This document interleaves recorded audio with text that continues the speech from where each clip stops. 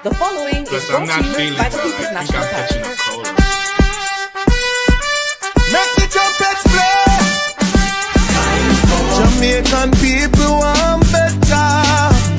Economy coming like stormy weather. Ancestors are turning on them grave. They can tell me how we can do it together.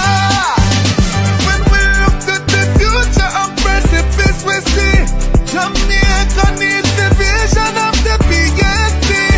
People said the bag of promises, them can't carry go shop. And the crime rate getting high, I wonder when it a go stop, comrades. Jamaican people want better. Economy coming like stormy weather. Ancestors are turning on them grave. We can tell me how. The proceeding was brought to you by the People's National Party. The scale of dealing with anti-corruption issues. So there is a learning curve that we are going through. What is important is that the government supports the development of the institution so it can accelerate very quickly on that learning curve and provide the resources so that they can move very quickly on the learning curve, and that the government does not intervene or interfere. And that message goes to the opposition as well. Leave the anti-corruption and policing agencies to do their jobs. I know why you come to me with that foolishness, you know. You elect a prime minister, and is a prime minister run the country. It is time we learn to hold our leaders accountable for their actions and stop making excuses for them. Stop making excuses. Otherwise, go elect the people who really run in the country. And I don't want the right start that stupid argument. Hold the people you elect accountable and stop making excuses for them. Hello, welcome. Happy Friday. Happy Friday to those in television land. Happy Friday to our silent supporters. Happy Friday to everyone in the chat. Hope everyone had a wonderful and productive week, and looking forward to getting some quality rest over the weekend for those who don't have to work. Remember, guys, when you come in, thumbs up the live, share us out if you can. And if you're new to the channel, please show us some support by subscribing. That will be greatly appreciated, and our membership is still active for those who want to join. Tonight's topic is The Holness Empire is Falling, with your host Byron and Marie and Pastor Ricky. Melting Pot send his apologies, he's stuck in traffic, so he was not able to make it home on time. Right, so let me just go ahead and welcome those in the chat. Don Mel, Yvonne Johnson, Jennifer Simpson, Dorothy McCoy, Beverly, Patel Cruikshank, Danit Harriet, Yukal Allen, Falmouth Girl 2, bless up yourself, our channel member, and Joey B, welcome Joey B, Juanita Forbes, Sonia Ellis, Carol Banton, Don Mel, Lynette Jenkins, Devon Fletcher, Sonia Graham, Richard Reed, Carol Wilson, Noreen McLean, Carol Roberts, Beverly Edwards, I think I said that, Noreen McLean, I said that, Freedom, Jermaine Thompson, Ricardo, Omar Campbell, and Maxine Fraser Bell. And remember, guys, that today is the day of Patel style, yard style barbecue, which will be going on right now. So those who have not, 8 p.m. So, might have another hour. So hope you had wonderful support today. And if you have not yet gotten your food, if there's some time, please try and do so. All right, without any delay, Pastor Ricky, I'm just going to ask you to lead us off in a word of prayer. Sure. Let us pray. God bless you again, Lady Anne-Marie, Sir Byron, everyone in the chat. Father, we thank you that we have come to the end of the work week. For many people, we thank you for your grace and your mercy that brought us through this day. We ask, oh God, as we come tonight, prepare to share information and revelation to enlighten the hearts and the understanding of your people, that everything will be flow in decent and in order. We come against any computer malfunction, glitches, internet disturbances. We thank you for your daughter, Lady Anne Marie. I pray that you will bless her, continue to lead her in our thoughts and our thinking, navigate her fingers through these different documents, clips, and videos. Bless your son, Sir Byron, as he share pertinent information to allow your people to make an informed decision. I thank you for everyone in the chat, the Mystic Sensation family. Continue to bless them, their children, family, spouses, and household. Bless your son, Sir Ratigan, as he recover. We thank you, mighty God, for your healing virtues in his body. Breathe a fresh wind tonight all across Jamaica that will bring grace and mercies and blessings to the people and everyone in the diaspora. In Jesus' name we pray. Amen. Amen. Thank you, Pastor Ricky. Paula Facey, welcome. Real Black Woman. Balibala, Hope Richards, Odd James GJ, Norman Montague, Kathleen C, Monica Hawthorne, Jamrock 8766.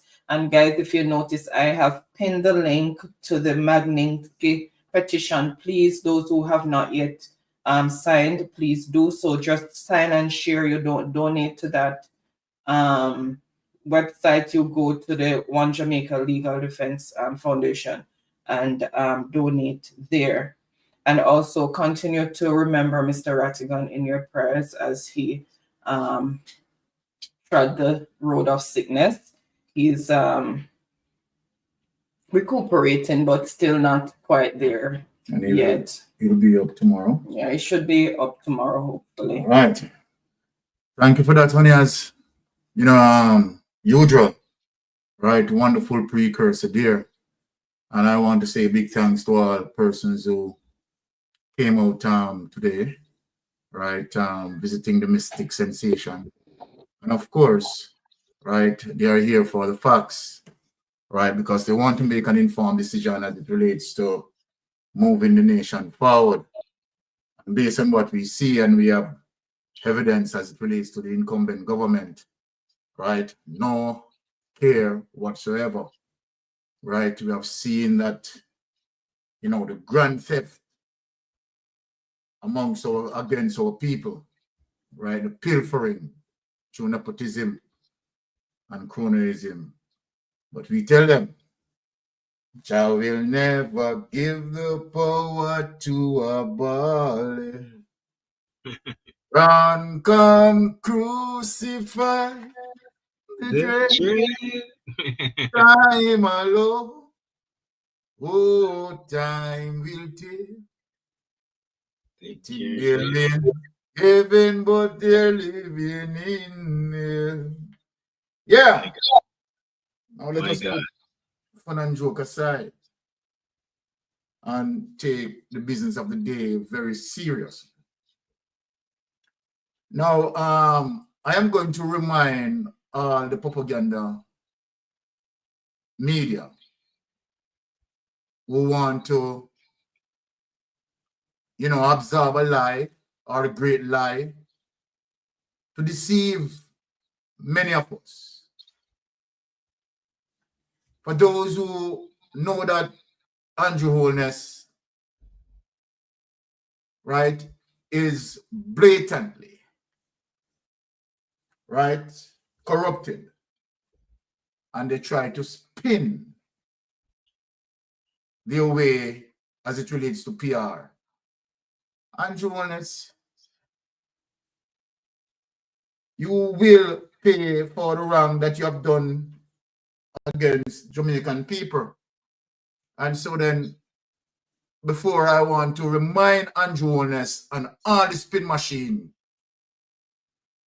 right, of the 7 principles of public life.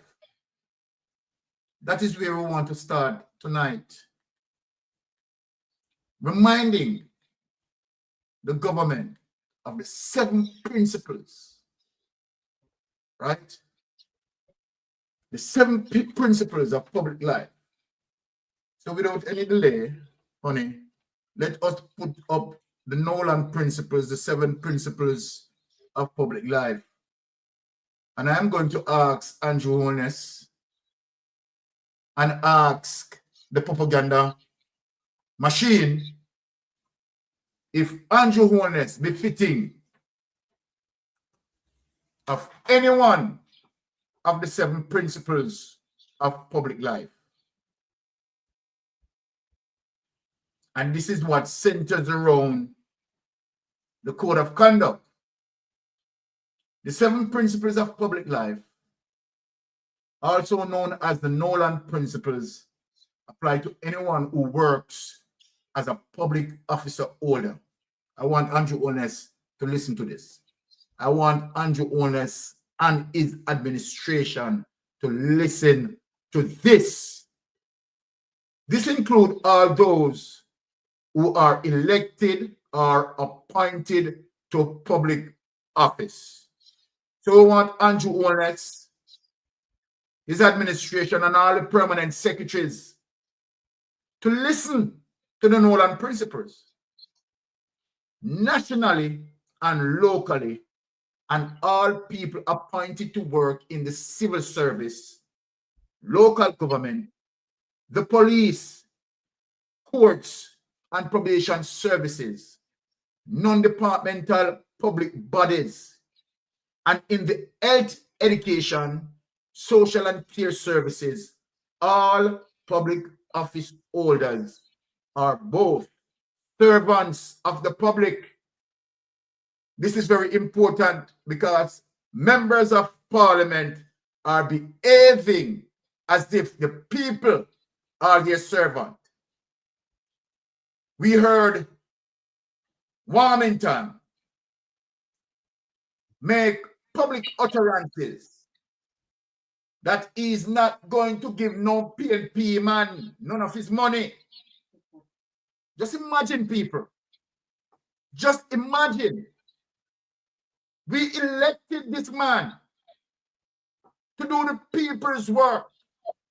And as the Nolan principle says, all public office holders, Mr. Warmington, are both servants of the public and stewards of the public resources. The principles also apply to all those in other sectors delivering public services. I want to educate my Jamaican people to say it is not where we need to look up to politicians and asking them for favors. We are paying our tax money and we employ them. I want all of my Jamaican brothers and sisters who are listening to me tonight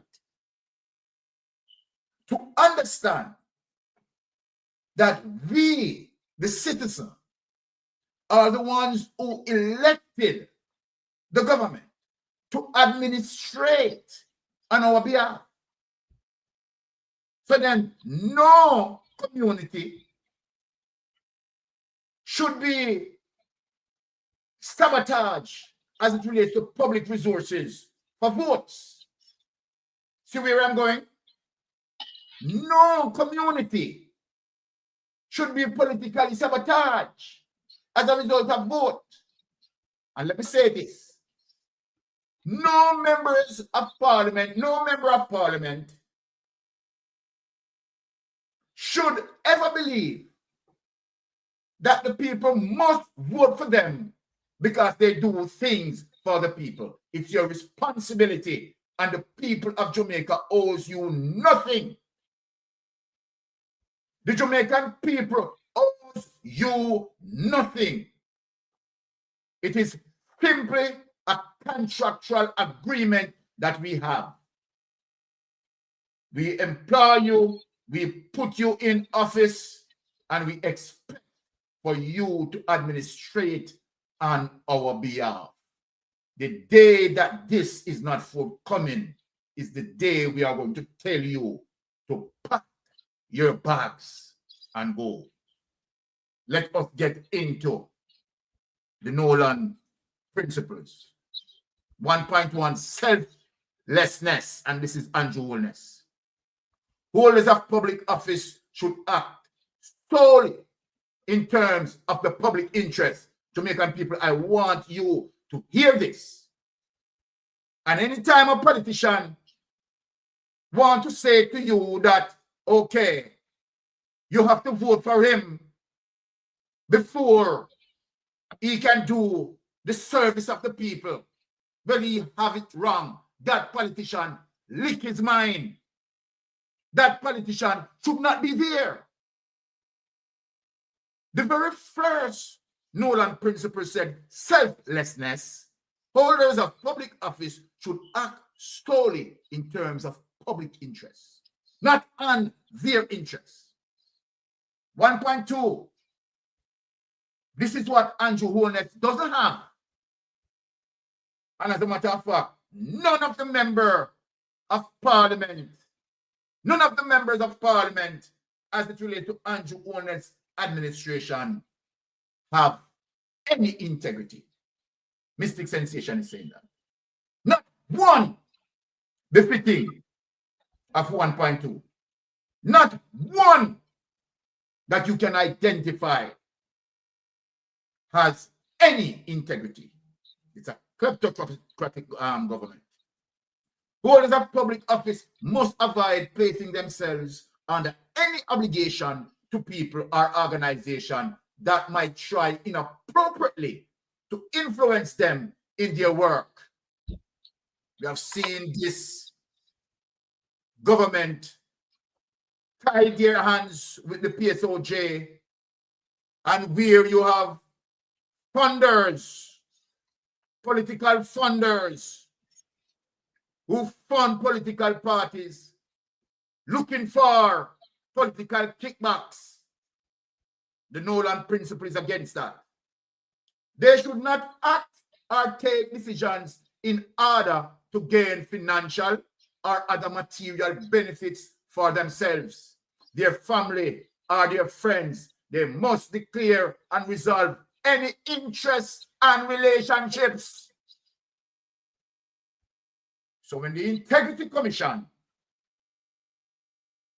is asking Andrew Holness, asking the Prime Minister to explain his wealth for 3 consecutive years, going into the 4th year, the Prime Minister is unable to do it. The holders of public office, Mr. Andrew Holness, must avoid placing themselves under any obligation to people or organizations that might try inappropriately to influence them in their work. They should not act or take decisions in order to gain financial or other material benefits for themselves, their family, or their friends. They must declare, Big Mama, they must declare. George Davis, they must declare. Right?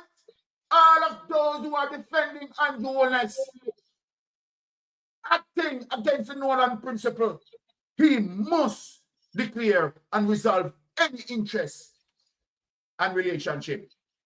When Andrew Holness started out influencing contract to Gavin, he did not declare that Gavin, he had known Gavin for 20 odd years. He did not. Andrew Holness went along every standard as it relates to the Nolan principles. Objectivity. Holders of public office must act and take decisions impartially, fairly, and on merit, using the best evidence and without discrimination or bias. We see Juliet Holness only gone their constituency is your bond. Right? So to her, PNP now exists. These are the things that we talk about. Now this is applied now to Andrew Holness 1.4. Accountability, Mr. Andrew Holness. Holders of public office are accountable to the public for their decisions and actions and must submit themselves to the scrutiny necessary to ensure this. Pastor Ricky, you have spoken about this time and time again, that members of parliament have to stand up to the necessary scrutiny to ensure that we are having checks and balance. But what Andrew Holness said, sing it, my wife, because your voice is beautiful than mine. What a beautiful voice. Holders of public office are accountable to the public of their decisions and actions and must submit themselves to the scrutiny necessary to ensure this. But we see with Andrew Holness what Andrew Holness said. Don't you trouble Zion. Don't you trouble Zion. For Zion is a place. And it goes on as it relates to Andrew Holness. Openness. Holders of public office should act and take decisions in an open and transparent manner. Andrew Holness execute Section 53, subsection 3 against the Integrity Commission investigators to suppress them from speaking out. Andrew Holness administration continue to block AI access to information. ATI. Continue to block ATI access to information. Zara Burton is having problem to get that information. I am just exposing the corruption of the Jamaica Labour Party. And I am doing that through the Nolan principles. The 7, right, principles of public office. I'm exposing the Jamaica Labour Party through this.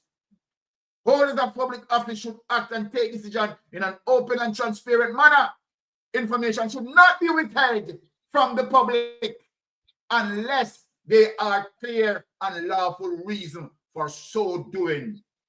Zara Burton from 18 Degrees North, right, had utilized an ATI, and the Jamaica Labour Party government is holding the information. Honesty. This is what poison to Andrew Holness. He cannot drink this. He cannot stomach this. He cannot swallow this. Holders of public office should be truthful. No, Jesus, please. Truthfulness. Nobody go this up. Every word that comes out of that man's mouth is a lie. 1.7 on the last. Holders of public office should exhibit these principles in their own behavior and treat others with respect. Warmington. Let me teach you the Nolan principles. Holders of public office should exhibit these principles in their own behavior and treat others with respect. Warmington, does this seem like something that you are doing? Eh? But you will tell them that you will rather lock off the main and them have to piss in the pipe. And you are in public office. So anyone who accepts you and vote for you, they accept that sort of behavior from you. They shouldn't expect anything better from you. They shouldn't. They should actively promote and robustly support the principles and challenge poor behavior wherever it occurs. Take that away and let us show the people where we are going. That's there's a reason why I draw for the Nolan principles. Right? People know that whenever Mystic Sensation do something, of course, we do it meticulously and do it for a reason. Right? So, Pastor Ricky, just bear with me. Let me just fly to the and then I ask you to juggle. Where am I going with the Nolan principles? Is when you see Big Mama right? You see Vegas, right? You see Joe Davis, right? Trying to defend what cannot be defended. But people, let us get into this and listen to this. Jamaica is really in trouble. This is why. Okay. All right. Let us get into this. And I want people to hear it. And I want people to ask themselves if these people here to ensure that the nation go forward. Oh man, Rumble. Kind of disgruntled. Kind of feel it like sorry for my country. I was watching this video with George Davis of Nationwide in relation to the IC and the whole activities that has been taking place there, suspicious activities. The video that I'm talking about, Jamaica, is George Davis where he's saying something, but he's not saying anything. It's just you have to pick sense out of nonsense. George Davis really say a lot of things, saying a lot of things, and me hearing this is like, it ripped me apart because I know I love my country, my heart. And the reason why I do this, why I'm handing here, literally getting disrespect and even risking my safety, it's just because I love my country, heartedly. But I'm not going to say anything else. Just listen, guys. A particular story since last week concerning the Integrity Commission and some changes, some staff changes. And then on Friday we reported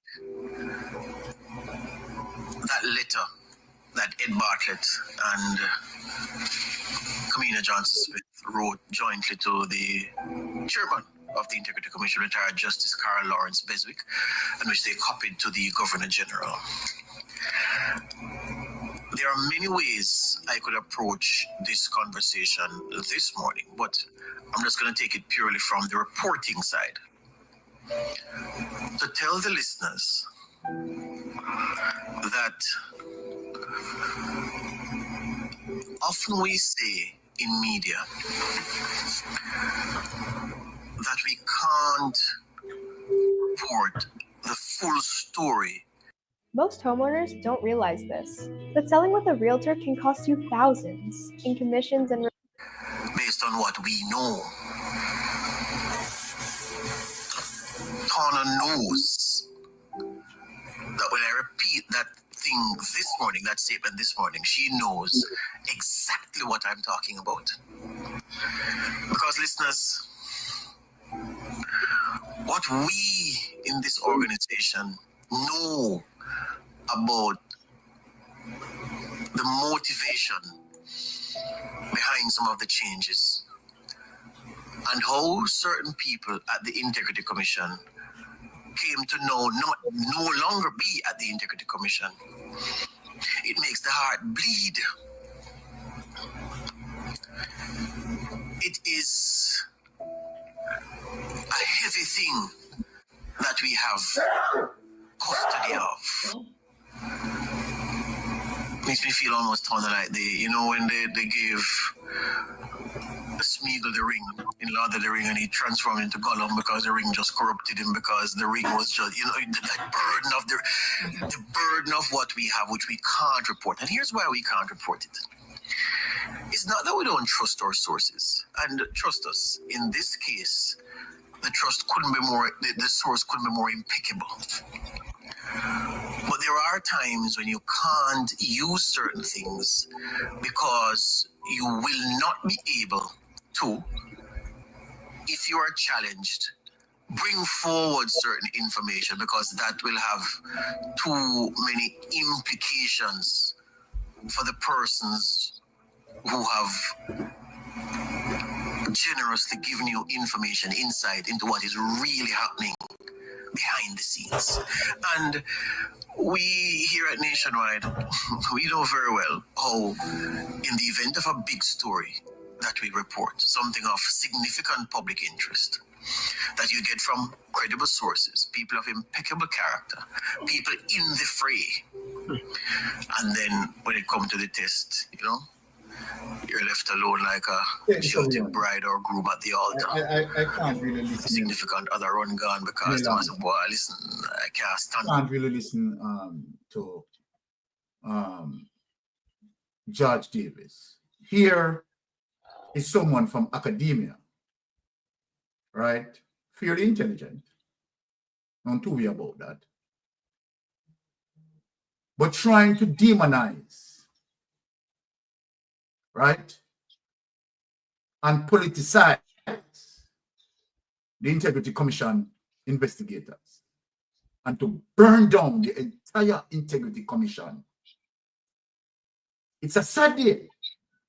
It's a sad, sad, sad, sad day. And here why it's sad. Here why it's sad. He spoke about impeccable character. Judge Davis really made that escape his mouth. So let me ask Judge Davis, are you suggesting that Andrew Holness is of impeccable character? And what would you say about Mark Golden, where his statutory declaration has been certified on time and certified? But here you are, sir, with the political biases, with your lies, your venom, your poison that you're fishing out.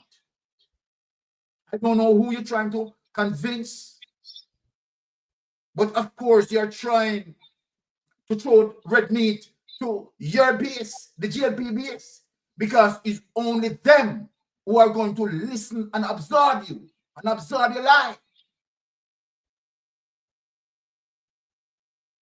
None of you are nationwide is not saying to Andrew Holness that no man, it is bad.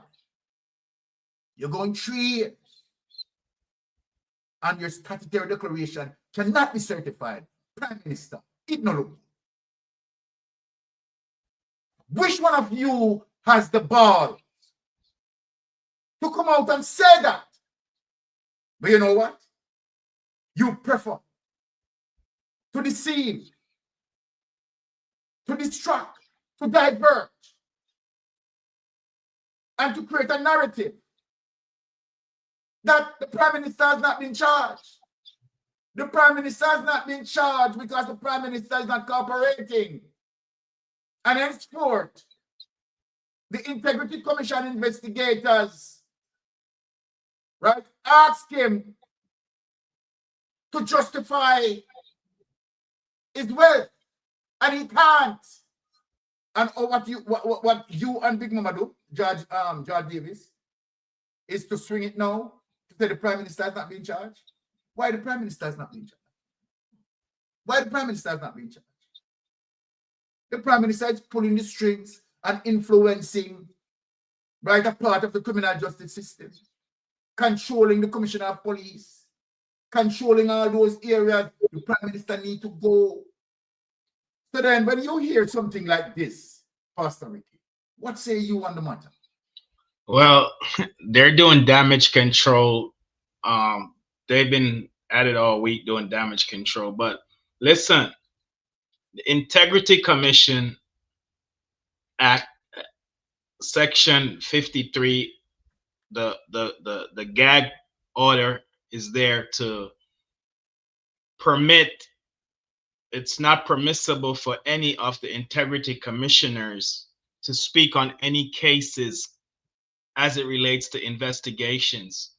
And so when he is speaking, my suspicion when he's saying they're getting information from sources, but they can't reveal it, nobody other than in my suspicion of the former DCP who they rejected 2 months ago from continuing, is might be the only person that we know is politically aligned to this corrupt criminal organization, the Jamaica Labour Party, that will give them information. So other than that, I mean, the former chairperson Justice Seymour Panton, um, Christie, and all of them, they honor the law, the rule of law, and the Integrity Commission Act is what guide them in terms of how they pursue a case. First of all, they have a compliance division, so nobody can just run and say blah blah blah XYZ because you have animosity or malice. You can bring a complaint, but the complaint division is going to do their diligence and go through the complaint before they determine that it's a case to be investigated. And if they determine that it's a case to be investigated, then it goes to the investigation division. And after it goes to the investigation division, the same thing. They determine if it's the merit is worthy to be investigated.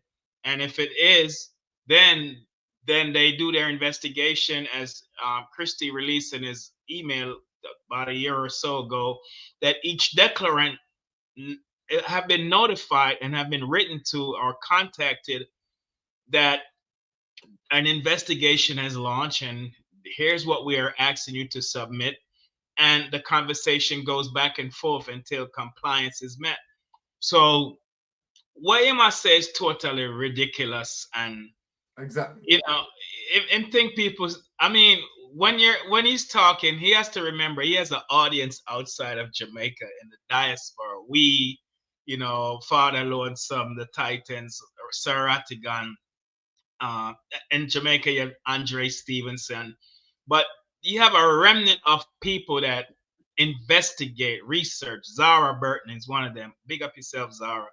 And so when him talk, it don't make no sense because we who scrutinize the government and hold them accountable, we already know everything. We just can't say certain things because we have to abide by certain principles and not preempt it in the IC investigation. Let the IC do their job. So go back to the Nolan principles. If I should grade the prime minister and his government on a scale of 1 to 10, they will get a -1, an F for failure, as it relates to the 7 Nolan principles. I mean, you already been through, so I don't want to go, but he lacks openness. I mean, he there's no transparency in his government, no accountability in his government. He lacks integrity. The man is a pathological liar. And to get promoted in the Jamaica Labour Party, you have to lie for the criminal prime minister to protect him. But what people don't realize, when you're lying for one that is doing wrong, you're also implicating yourself, and then you become a subject of aiding and abetting criminality. And so, there is no openness, there is no selflessness. When he does things, he does it for his party and his party only. As you mentioned with the Easter bun, that's only for the Jamaica Labour Party supporters. When we see them giving out the 271 houses that on his government, when he promised 70,000 homes, is only for the Jamaica Labour Party supporter, not people that are poor. It's the people in his party that get that. So don't let them lie to you. It's not giving out houses to poor people. It's to their supporters. And so, last point, I am glad you went over this because kudos to you and Lady Anne Marie and us here at Mystic Sensation, because we have to now get the Jamaica people to get out of this mindset that when a politician that you voted for, you trusted based upon their promises, and you hire them on election day to do what they promised to do for you, that when they start doing finally what they said they're going to do, you don't praise them and bow down to them and worship them and thank them. That is their job. That's why they run for the office. And so they're now to fulfill the role of the office. So as we need to start educating the Jamaica people in all these social media spaces, that you don't praise politicians. I don't see that happen over here in the States. Nobody praised the president, the Congress, or the senator and go up and shake their hands and congratulate them for turning on the water and putting back the pipes and the pumps. Nobody thanked them for doing nothing like that. They were hired to do their job. And so we have to continue to teach the Jamaican people that in the year of our Lord 2025, you need to stop doing these things to make politicians feel like they are they are above you. They are you listen, they work for you. Politicians work for you. You employ them on election day, and if they don't perform the next election day, you fire them by voting against them. Over to you, sir Byron. Thank you for that wonderful input. And it is important for us to remind our Jamaican people, right, that it is, of course, we who elect them, right? They are working for us, right? They are our servant as it relates to the Nolan principle. They are our servants, and they need to work in the people's interest, not in their interest. Not in their interest. Right. But you know that Andrew Holness do it on the contrary, right? He went into government, right, and working for his interests, his family interests. Yeah. Before Andrew Holness went into government, right, Andrew Holness didn't have the money that he has. Right. And when you compare that, as it relates to before he ventured into politics, and now that he's in the politics, when you look, Andrew Holness is now a billionaire. Andrew Holness did not have a business prior to venture into the politics. Andrew Holness is what we call a career politician. Right. Didn't have any business, not one business. Mark Golden, right, who is running against Andrew Holness, has legitimate businesses, right, from before Andrew Holness go into politics, but yet Andrew Holness is richer than Mark multi-billionaire. Make it make sense, Jamaican people. You understand? We need to speak out and stand for integrity. Now, Sister Pat is on the line. Let us just hear what Sister Pat has to say, and then we move on. Go ahead, Sister Pat. Good night, Mystic and Norse family. Now stay too long. We have a Bless you.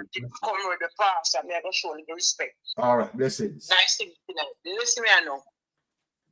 As a question, does FBI in Jamaica? Well, I would say yes and no. For FBI that would be in Jamaica would be might be aligned with the embassy, right? Not as it relates to working, outside of that context. Oh, so them have nobody. Them have nobody when watch the progress of the country and the this and the that and take note. No, because here why now, Sister Pot, and let me teach you. Jamaica is a sovereign country, so FBI cannot just intrude like that. The only way the FBI can intrude, right, is if an ex-country done some corruption that hit the Swiss system, like money laundering and so forth and so forth. That is different. But Jamaica, right, and other countries are sovereign countries. So outsiders can't come in, right, and deny the sovereignty of the country and come and investigate like that. It can't work like that. Okay. Yeah. All right. Me look at the Chinese thing. Me don't let me jump too fast, but it's just my opinion. Yes. When the China are here, they own wholesale and everything. Now they gone in a garage. This is McKinley, my opinion. I am wondering if the garage is just a mere factor. They say they are fix here. But then did they make bomb, gunpowder, and all type of something. And that's my concern. I don't trust them. All right. Well, I wouldn't stretch my imagination that far, to be honest. Right. And again, you know, when it comes to the Chinese, remember, Sister Pot, I'm saying that what China use, right, as it relates to the BRI, the Belt and Road Initiative, in terms of offering loans through that programs to various countries, right? It is not like China, right, as a standard to say, okay, all right, China is going to lend money to abuse the country. That's not how it works. Normally, it depending on the government, right, that China is dealing with.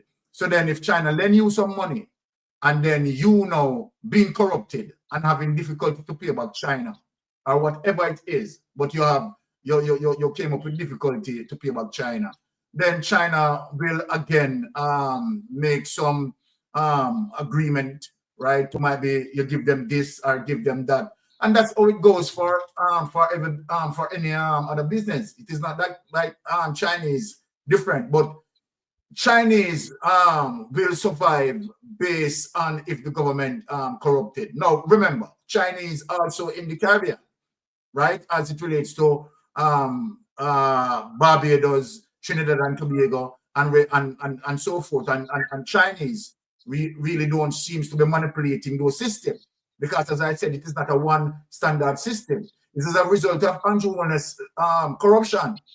You understand? And the level of corruption that Holness, right, entails with. Then, Right. Because remember, you know, Sister Pat, it is just a simple understanding. If me and you in a business, Sister Pat, and me lend you some money, right, and then you set a time for you to pay me back, and then you can't pay me back, and you say to me, say, all right, Byron, we can't pay you back, but me have something, hold on this until 10 years, until we can pay you back. And that's how it works.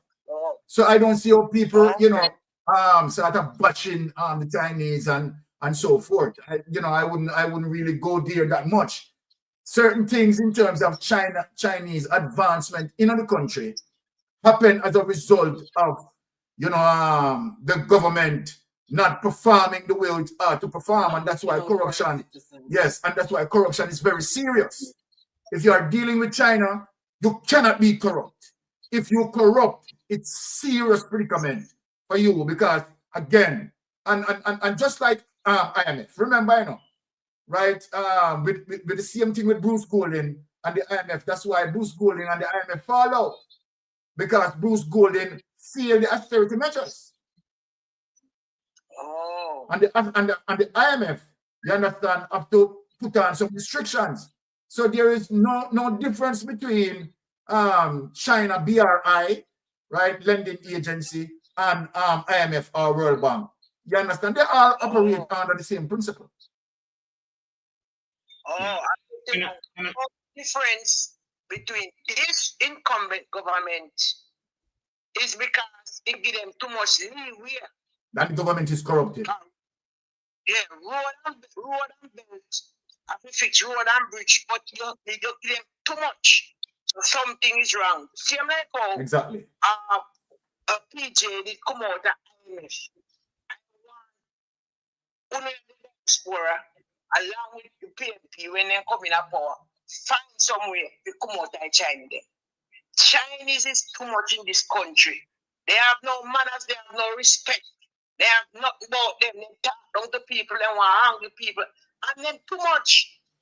Yes, you see, whatever people, and it's too much. Whatever negative experience, yes, whatever negative experience that you Jamaicans are getting from the Chinese, right? It goes to tell you, right, and define your government.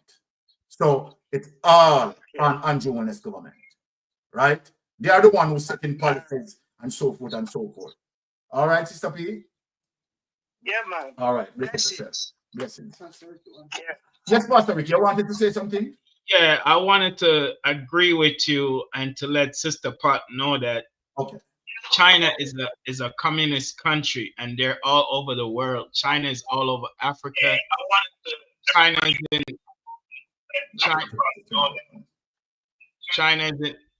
is in the Caribbean islands. China is right here in America, and we don't see the behaviors of the Chinese that we see in Jamaica and other countries, because they honor the rule of law. They have to pay taxes.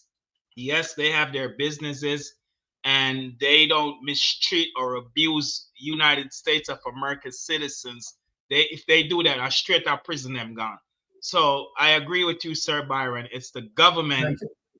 When the government is corrupt and compromised, then the Chinese will take advantage of it. So that's there you go. Right. Well said, Pastor Ricky. And that is so true. Right. And I mean, it is not indicative of China to you know, in terms of dealing with country and abuse people like that. You understand? And many information that go against China, right, is propagandized by the United States, because they are China is out competing them, right? And so we understand where that goes. Right now, let us stay in line, back on track. Now, without any delay, honey, lift up this. Let us hear Andrew Holness, right? Because we are getting down to him tonight, people, and we want to point out something again as it relates to Andrew Holness' statutory declaration. This is a disgrace, you know.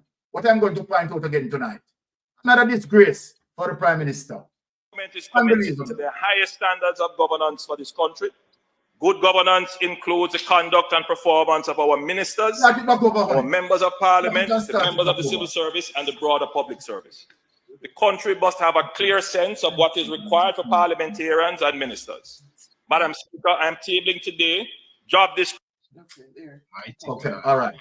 Now, people, what Andrew Holness just talked about. Jesus. Pastor Ricky, what Andrew Holness just talked about. Good governance amongst the government and ministers, but are they doing it? You know? What we just read the Nolan principle. Yeah. Okay, start it back over. You can go in and scroll down. No, Byron. Okay, play it. Descriptions for members of parliament, and this is being tabled as a green paper. And for ministers, we are tabling their job descriptions, and this is being tabled as a white paper. So the white paper, Madam Speaker, is already determined. It is now government policy. The green paper, the committee to be established will have the opportunity to review, make amendments, and to finalize. These will set out strategic objectives of the post, its purpose, reporting and accountability, the key deliverables and responsibility areas, performance standards, competencies, contacts, and the working conditions. In proposing a job description, we're not suggesting anything new or outside our laws and constitution. Few people have a full appreciation of what the appointment requires or the election to be a member of parliament requires. It is hoped that this job description will help members of the public better appreciate and understand the roles and responsibilities of ministers and members of parliament. Take that away, honey. Take that away. This is one of the reasons why Jamaican people, you can't listen to Andrew Holness, because Andrew Holness doesn't even believe himself when he speaks. That's right. The truth be told, Andrew Holness doesn't believe himself when he speaks. It is Andrew Holness who's speaking about good governance. If Andrew Holness is talking about, you understand, he will always stay in the tandem of the law. Remember now, Andrew Holness is speaking that he will always act in the tandem of the law. Now, look at the next clip, people. People will just heard that from Andrew Holness. That's why I play it. Jamaica people can't allow this man to trick you again. Can't allow him. Now, look at the next clip. Remember, I know we just played this clip, and he's speaking about good governance, right? And he's someone who had within the premises of the law. Now, people, look at this clip that I'm going to play. Look at this clip, people. Jamaica, we can't make up this. Jamaica, we can't make up this. Look on this clip. We showed you what Andrew Holness said, and here we are going to show you now how Andrew Holness gone under 180 degrees. Look at this now, people. Minister Andrew Holness has taken a bold step by challenging the Integrity Commission's ability to investigate public officials for illicit enrichment. In a surprising move, he's asking the Supreme Court to strike down parts of the law that give the IC its power, claiming it's unfair and unconstitutional. Holness argues that the recent report from the IC, which looked into his financial dealings, was not only wrong, but also released with bad intentions. He believes the report, tabled in Parliament, was meant to embarrass him and damage his reputation. This challenge could have major consequences, as it might also affect investigations into the other politicians. Holness isn't just defending himself, he's fighting to protect his business and charity organizations as well. Now it's up to the courts to decide whether the IC overstepped its boundaries and if the law needs to be changed. This case could reshape how public officials are held accountable in Jamaica. Sounds like he has something to hide. It certainly raises eyebrows when a sitting prime minister takes legal action to challenge a law designed to investigate corruption among public officials. While Andrew Holness claims the Integrity Commission's IC report was intended to embarrass him and was done in bad faith, the move to have the law declared unconstitutional could easily make people wonder if there's more beneath the surface. Whenever a leader pushes back this strongly against an investigation, it often leads to speculation about whether there's something being hidden. Instead of addressing the report head-on and clearing his name through transparency, this legal battle could give the impression that Holness is trying to avoid scrutiny. Of course, he's entitled to defend his reputation, but fighting the IC in court opens the door for more questions and doubts about what the report might have revealed. In situations like this, actions can speak louder than words, and to some, this legal maneuvering might seem like he's not ready for the full light of accountability. I wonder if he realizes that the general election is next year. Is he planning to win again while acting so suspiciously regarding the Integrity Commission, even though he has many party supporters defending his actions? It's definitely a risky move for Andrew Holness to be challenging the Integrity Commission, IC, so aggressively, especially with a general election looming next year. Public perception is key, and when a leader appears to be fighting transparency, it can raise serious doubts, even among some of his supporters. While he may have loyal backers defending his actions, the broader public may see this legal battle as a sign of something to hide. Voters often value accountability, especially when it comes to the financial dealings of their leaders. By taking this to court instead of allowing the investigation to run its course, Holness could be walking a fine line between defending his reputation and damaging the trust of undecided or skeptical voters. In an election year, the optics of this situation could overshadow other achievements. Even if Holness has strong support now, the question remains, will that support hold if this legal issue? Because that support is not going to be held any stronger. It is getting diminished. I mean, every single day. Now, Jamaica, the clip before, Andrew Holness spoke about act within the premises of the law. And now this clip that we listen to, it is Andrew Holness going against his own government. Taking his own government to court. And to say, no, people, we can't make up this. And to say to Jamaica that his own government is against him. This is unbelievable. This is unbelievable. Wow. But you know what, people? We all know that Andrew Holness have something to hide. And I'm going to show the Jamaican people.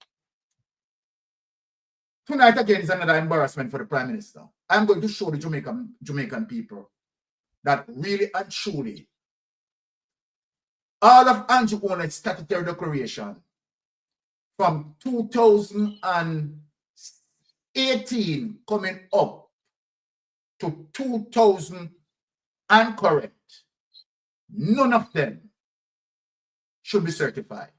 I am going to show you the clear evidence we are going to walk you through. Before I do that, Pastor Rick, you have anything to say about these two clips that you have just heard?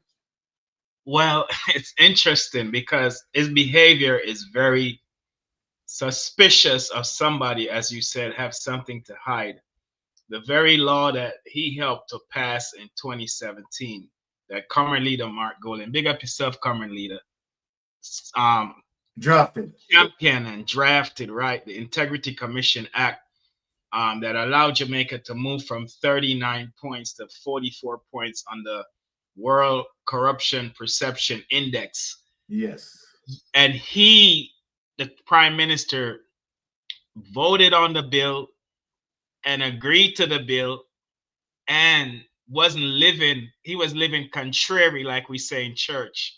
You know, he wasn't practicing what he preached in the first clip you showed, because long before he came to be prime minister, he was already corrupt and, you know, doing a lot of criminality, you know, as it relates to SSL, and ADMAT is the graveyard where all this financial crime you know, was buried and started.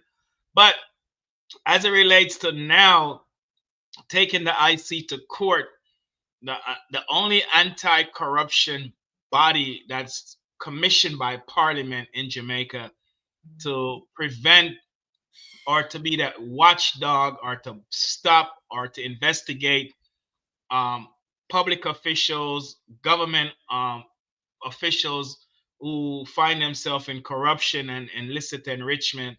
So he took them on 28 different counts, and the court struck down 25 of them, which was one of his main objective was to get the court to force them to have the IC certified statutory declaration, and the courts rejected it. The next one to strike down the very law, the Corruption Act, Section 14, subsection 5, that speaks to the core heart of illicit enrichment. He want the court to strike it out to cover him, and the court says no and rejected it. And then he wanted the court to exonerate him so that he can brag and say, "See, I lied to my telephone, me not and the court says no and rejected it. And so now I'm only left with 3 of the 28 remedies that he took the IC to court for. I mean, and then on top of that, now the court says that the AG, the Attorney General, have to be sued. And the Attorney General is politically aligned with the Jamaica Labour Party. So he said the Prime Minister in his incompetency, I mean, he lacks knowledge. And let me just say this, and please don't judge me. This was before I became a born-again Christian. But back in the days when I run from Sobers, or I run from Trinity, I was stand up in a space, smoke a spliff, sensimania, and police are come. Well, we start crush it up and throw it, and I look too fence for jump over and run. But why? Because we were doing something that was against the law. And so we know we start being suspicious. And when police are come, we have to either run or throw our smoke and take 2 kick and box up. But so when a person is guilty of wrongdoing, they start being suspicious, and that's why he took the IC to court, because he was trying to hide the wrongs that he did, that the IC highlight in the Integrity Commission report that Parliament tabled September last year. So you know, you can't get away with this, man. All right. Well said, Pastor Ricky. Thank you for that input. Now, Jamaica, I want you to listen to me attentively in terms of where we are going now. This week, I have read a clip, and I realized that the Prime Minister made mention of his salary, which that the Prime Minister been getting $9 million. And then that just strike a chord in my brain. And I said, okay, All right, the $9 million. Let me revisit the statutory declaration of the Prime Minister between the period 2018 to 2020. Jamaica, I want you to pay attention in terms of what I'm going to present. And when I say that Andrew Holness is in deep, deep waters, Andrew Holness is in a conundrum. Under no circumstances that Andrew Holness is going to be able to explain his illicit enrichment. And let me tell Jamaican people, certain lies that he told the Integrity Commission, right? We are going to reveal it tonight. The information that he had given the information that Andrew Holness had given to the Integrity Commission all along were just pure lies, pure lies, pure lies, pure lies, and all of his statutory declaration that he had declared, pure lies. Yeah, I'm going to show you Jamaica, right, by just going through 3 of his statutory declaration. Come with me, Jamaica. Let us revisit. Now, before we revisit that, I want to show you where Andrew Holness is getting $9 million. And we are going to use that $9 million to go back and look at his statutory declaration. Let me show you, people, where I am going. Holness' salary to remain at $9 million. Let us show the Jamaican people. So we are going to make sure that we have the evidence and that the entire Jamaica and investigators who might be tuning in and lawyers who might be tuning in, right, look at this. Now, this is May 23, 2023. Holness' salary to remain at $9 million, right? Simply suggesting that all along the Prime Minister was getting $9 million from 2016 when he became the Prime Minister. We want to take note of that. Let us read it. Prime Minister Andrew Holness has announced that he will not be taking his massive pay hike under the new compensation structure for the political directorate. I have directed the Transformation Implementation Unit to remove the Prime Minister's compensation from the new salary scale, he said at a press briefing at Jamaica House on Monday evening. The Prime Minister compensation will therefore remain at its previous level. He added, Holness said no retroactive amounts will be applied to his salary. He said he has taken the decision in solidarity with the struggle of Jamaicans. Clear lie. Under the review, the Prime Minister's salary was to move from $9.1 million to in 2021, to $28.6 million on April 1st, 2024. People, what I want you to pay attention to is the $9.1 million that the Prime Minister, right, has been getting from 2016. Now, let us visit the 2018 statutory declaration. I want the people them to follow me tonight, right, keenly in terms of what I am pointing out to the entire world. Now, let us visit the 2018. Get into it and let the people understand as it relates to the Prime Minister's statutory declaration. Thank you, honey. Yes, let us bring up that so that the people can see it and see where Mystic Sensation is going.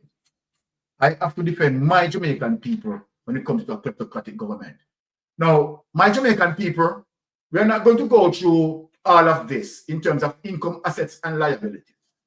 What I want you to focus on, my Jamaican people, is to show you, right, Andrew Holness misleading the Integrity Commission.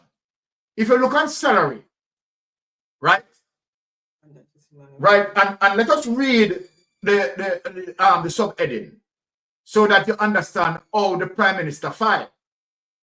Name of declarant, Most Honorable Andrew Michael Holness, summary of income, assets and liability of declarant, spouse and children. So this is all of them, right? So Andrew Holness is filing for him, Juliet, and his 2 sons. Bear that in mind. Now, we know that the 2 sons are not working. So we know that salary divided between Andrew Holness and Juliet. Now, we can look on this now, people. Right? 2018, the Prime Minister was getting 15 million between him and Juliet.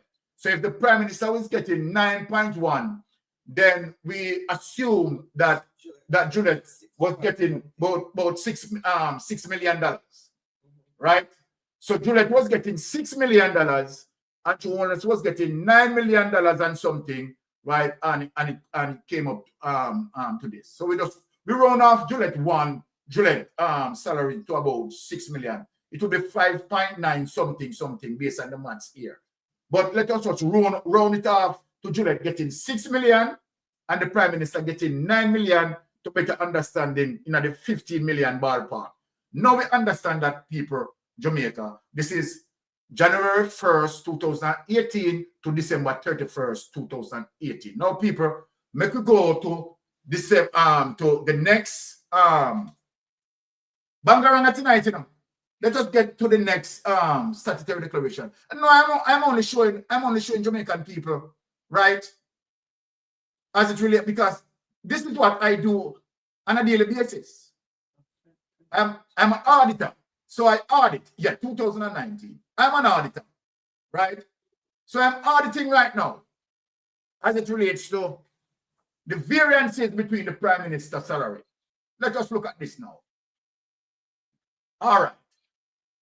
Here it is. This is January 1st, 2019 to December 31st, 2019. The Prime Minister, right, filed for $15,247 between him and Juliet. Yeah, so ballpark, it's still correct, right? Between 2018 to 2019, we see the consistency there. You know, nothing out of the ordinary. Okay, everything fine. So look at 2018, the Prime Minister will get 15 million. Remember, you know, Juliet Holness has been a member of Parliament from 2016. So nothing don't change. Right, people? I want to steal me, no, people. Juliet Holness is a member of Parliament. The Prime Minister, a member of Parliament. Now, 15 million, where the Prime Minister getting 9 and Juliet getting 6. Now, people, this is January 1, 2019 to December 31st, 2019. People, we could visit 2020. I go bang around when you go over there, no people. No watch out, people. Look on the bang around and say no people. People no come look. More every Jamaican to see this. More all Jamaican to see this. To show that Andrew Holness lied to the Integrity Commission investigators. Because Andrew Holness making up the figures. Andrew Holness make a mistake. A big mistake too. Because Andrew Holness making up the figures. Now, this is period January 1, 2020 to September 3, 2020. Salary between Andrew Holness and Juliet, now $10 million. So then, the Prime Minister, we know the Prime Minister get $9.1 million. So what was Juliet Holness paid for the year? 0.9. Jamaica people, what was Juliet Holness paid for the year? 0.9. Under $1 million? 0.9. No, these are the things. Hey, look here. Let me tell you something, you know. And for George Davis, why do you think we draw back for this?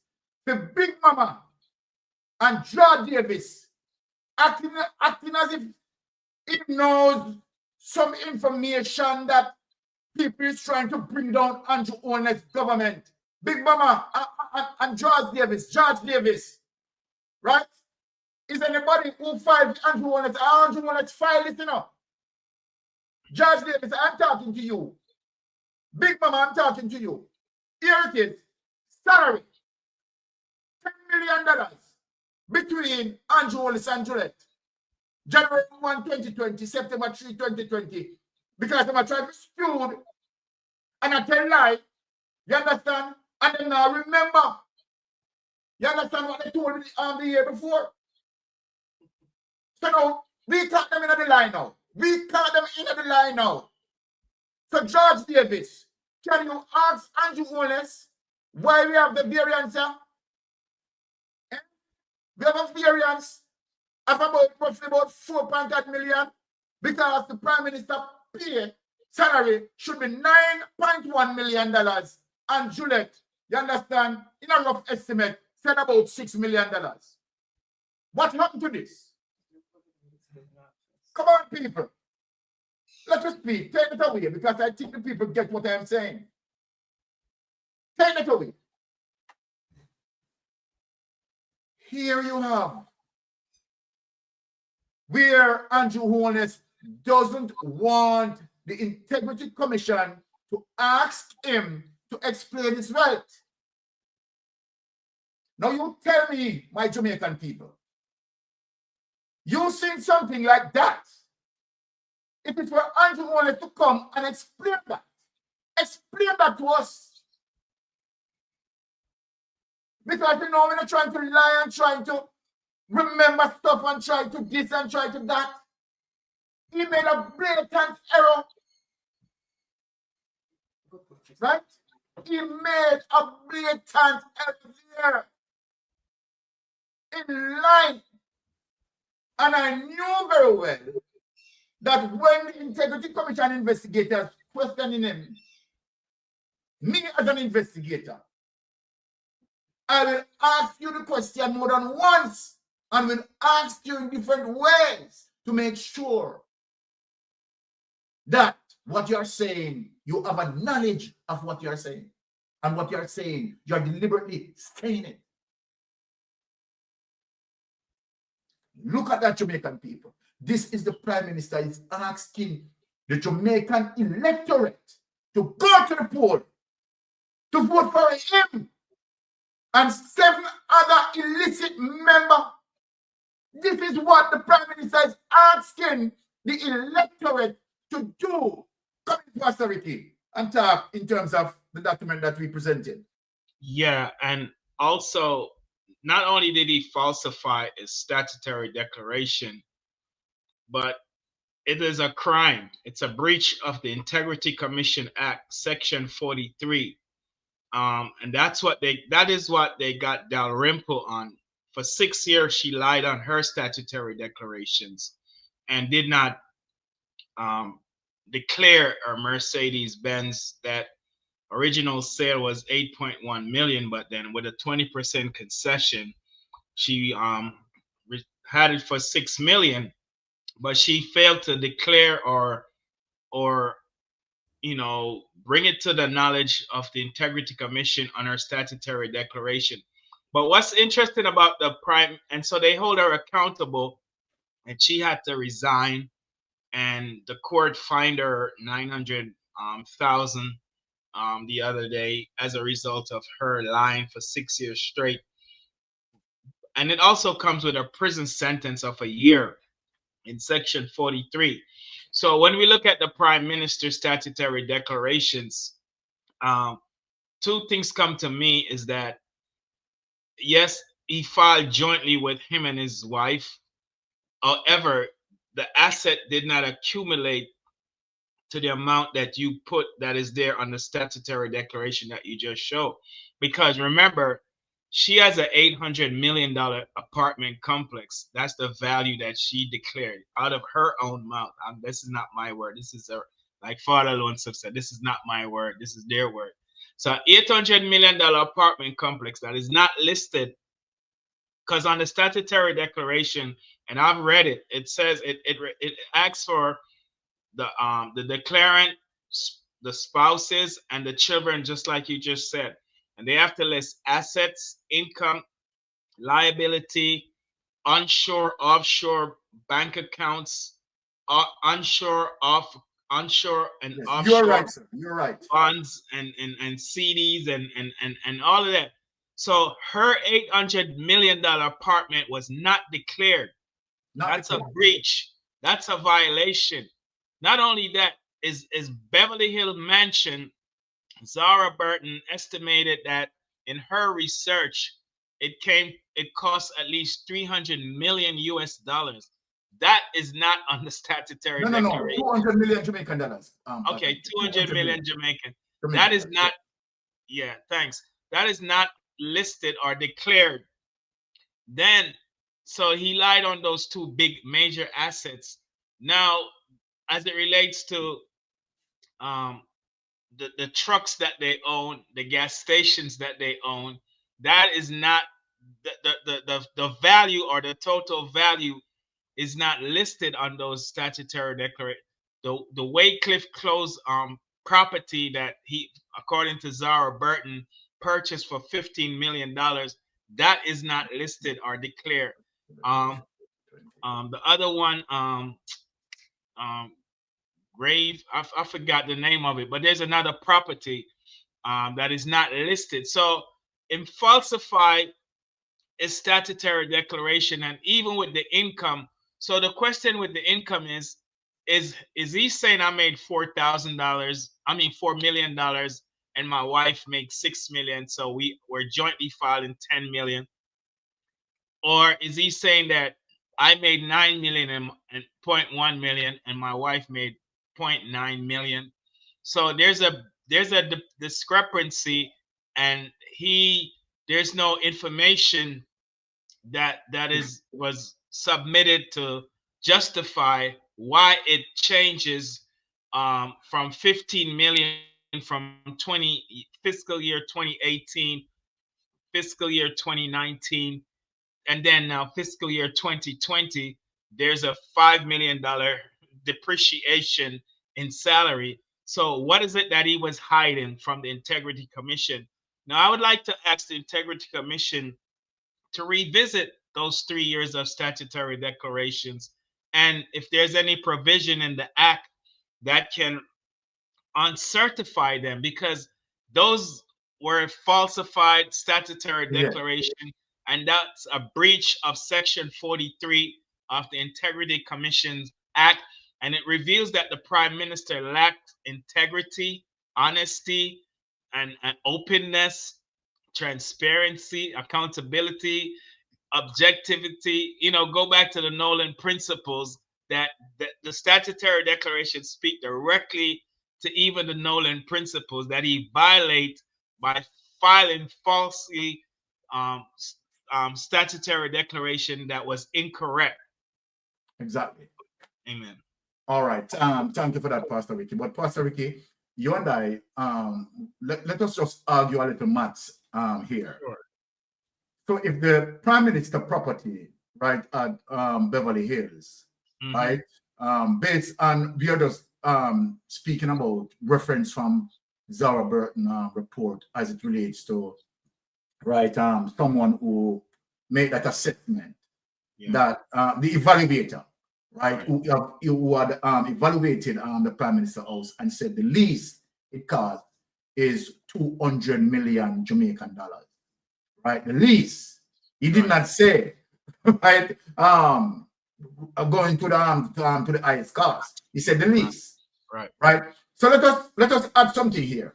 So if the Prime Minister house value 200 million Jamaican dollars, and Juliet, right, Holness apartment complex, as it relates to the current market value, value $800 million. That's $1 billion, right? So right then and there, that's $1 billion. But let us go to the 2020 statutory declaration and show the Jamaican people how much Andrew Holness said he has. Let us bring up that. We want to show Jamaican. Judgment. Yes.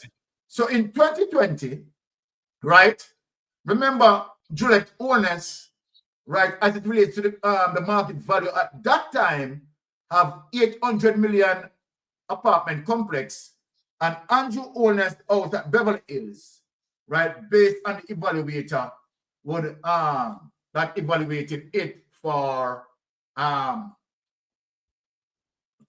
million. If we look, so we're not looking at salary this time, we are looking at assets. And we are going to go down in terms of, right, the total amount of assets that he had declared.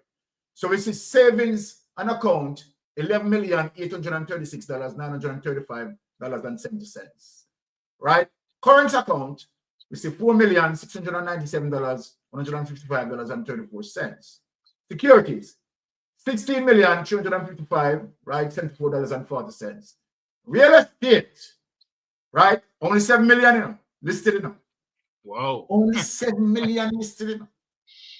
No, we're talking about real estate. Yeah. Right? Only $7 million listed in them. $7 million listed. Now, business investment, $129 million, $773,412 there, right, for business investment.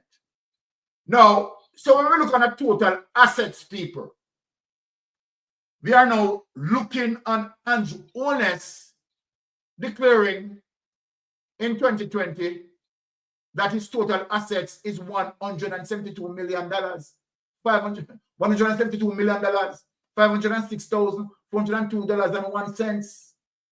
This is impossible, unbelievable. Yeah, that's a so I just want to show the people that, you know, in 2020. So now let us ask a question now, as it relates to the obvious lie that you would have told to the Integrity Commission. This is what I'm asking. Now, I'm asking this. So $868 million was not declared from the billion. If you minus 172, you have $868 billion. That million. 68 million, yeah. That did not. That did not. So that's a breach of the law right there. That's very serious. Yeah, the Integrity Commission have to decertify those statutory declarations. Okay, all right. So this is where it's at now for the new director, deputy corruption prosecutor comes in. He will be now looking at these things, right? Remember that Prince Kamika is not there to hide these wrongdoings in terms of what Judge Davis, right, get vexed to the fact that Keisha got kicked out. Because the Integrity Commission institution know very well that Keisha Kamika has been corrupted and should have called a spade a spade. Right.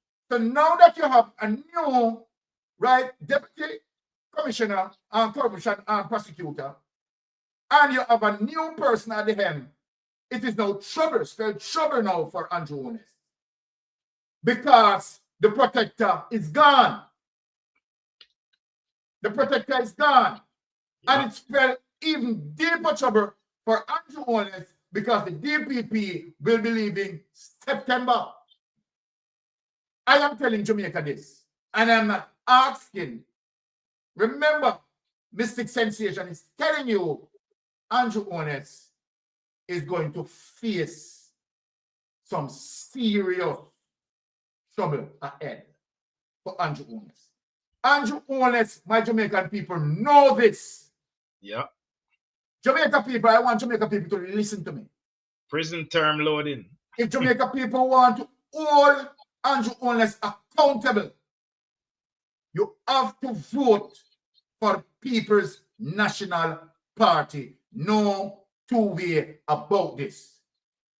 If you want to know all the shenanigans as it relates to what Andrew Holness carry out, the atrocities against Jamaican people, you have to vote for the People's National Party without any doubt. Amen. This is what we are going to use for the process of checks and balance by changing this government. Amen. Number one, let me tell you the reason why. The Crow report will not be released under this Andrew Holness government. They will never ever show it. Yep. Why they will not show it? Let Mystic Sensation tell you. A comprehensive report was completed by CRAW, and persons were recommended to be charged.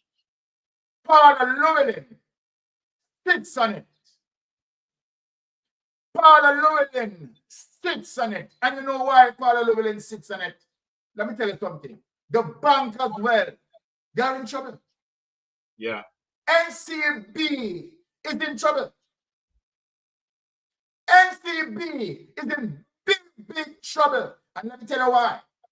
If you remember one of the line items that Andrew Holness spoke about, where we talk about 700 and something thousand US dollars, 700,000 US dollars was placed into NCB account belonging to Andrew Holness. And Andrew Holness claimed that there was an error. It is not US, it is Jamaican account. Let me tell you something, people. Let me tell you something. They are in big trouble. Yep. I'm not asking them this. I am telling them that they are in trouble. And you want to look, Jamaican people, they are going to do everything to hold on to power. Everything. Andrew Holness will not win this election. No. And the longer he stays, he's going to lose. He's going to be dwindled down in the poll, because Jamaicans no longer trust him. And I'm talking about the majority of us Jamaicans who know very well when we present these evidence. Tell them to come. Tell them to send someone, come on Mystic Sensation and try to refute it. And you know what, Sir Byron? You know what? Go ahead, Pastor Rick, sorry. You know what? I would call on the People's National Party new Justice Minister to charge the former DCP who sat at the Integrity Commission with all this evidence, working on a team of investigators, and yet for the second time failed to prosecute or refer the Prime Minister for prosecution. She should be held accountable as well, because her fingerprints is on this thing. Yeah, I'm sorry. Go ahead. That's why she's no longer in the job. Yeah, they let her go because remember they told her not to apply. They let her go. Yeah, not to apply. They told her not to apply. Right? And for the obvious reason. That we are pointing out these evidence, right, so clear that people can see. It is not Mystic Sensation is bringing his assertion, right, or bringing his opinion, right, or perception to this thing. I showed it to John Public, for John Public to see it for themselves, and said, okay, in 2020, right, Andrew Holness filing as relates to him and Juliet Holness, a 5 million gap being missing there. Yeah. A 5 million variance being there. What caused that? Right? Because they are lying. They don't even remember what they filed the year before. And these are the situations in terms of showing you that Andrew Holness is indeed corrupted. If you have the Prime Minister is going to the court, right, requesting the court to cancel the Corruption Act. My God, no, this is unbelievable. This is unbelievable, people. Andrew Holness know that he's in trouble. He's in trouble. The Jamaica Labour Party is in trouble. Now, let me show you. Jamaica, let me talk to you, because me and Pastor Ricky, we are going to talk to you tonight. We know we have Jeopardy, Pastor Ricky, so we're going to try chop it faster, because we have to put on Jeopardy tonight. All right. So let me just go in 2 clips and then we chop it up fast, right? And see if we can go through and make the way for Jeopardy. Now, Pastor Ricky, we are telling Jamaican people that the country is broke. Of course. We're not asking that. Yeah. The country is broke because of the level of corruption as it relates to the Jamaica Labour Party, what they have done. Yeah. Right? And now they are even in predicament to even pay civil workers. They are in serious trouble. The economy is in serious trouble. And so then it's right as it relates to the incumbent government has to execute what we call a forensic audit on every ministries. They have to do this to understand what they are taking over. People, we are going to shock. We are going to shock. Jamaica, remember, you know, I'm saying it. People are going to alarm as it relates to the level of damage what Jamaica Labour Party had done. Now, let us get to this audio recording, government. All right. Pastor Ricky, let us run them too quickly. Sure. Let us get into that. Blessed night, colleague. This is Arlene McBean Sargent and chairman for the Jamaica Police Federation. We have been receiving numerous calls at the office, via text, and in our WhatsApp group about the short payment again of overtime.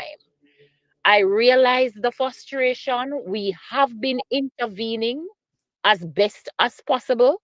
We have been reaching out to the workforce management team for them to try and fix and bring clarity to the persons who are so affected at the respective divisions. I am hoping that this will be resolved in short order. Again, I'm going to encourage persons. The divisional scheduler needs to communicate with the managers at WMS base because they need to see the time sheets and the actual hours work. And if it is that you were not paid for previous months, ask your scheduler to do a resubmission, right? Because you have worked the hours already and you must be paid. Keep safe, stay focused, and God bless you all. Pastor Ricky, you and I discussed this. Now, remember, you know, this is what, in terms of Rowan James, former chairman Rowan James, right, was fighting for as it relates to police benefits, you know, right? And what they have done to him, they have kicked him out, boot him out. Right. Now you see now even what they are doing as it relates to not wanting to pay these people overtime. Now, when you look at that, and we said last week, I said to the entire Jamaica, in terms of how Andrew Holness allowed the police force, some members of the police force, let me say it correctly, right, gone rogue, to gone rogue, right, as it relates to extrajudiciary killings that we have seen. We witnessed that. We have seen that, right? However, let me tell Andrew Holness this: the rank and file police officers are not supporting the Jamaica Labour Party.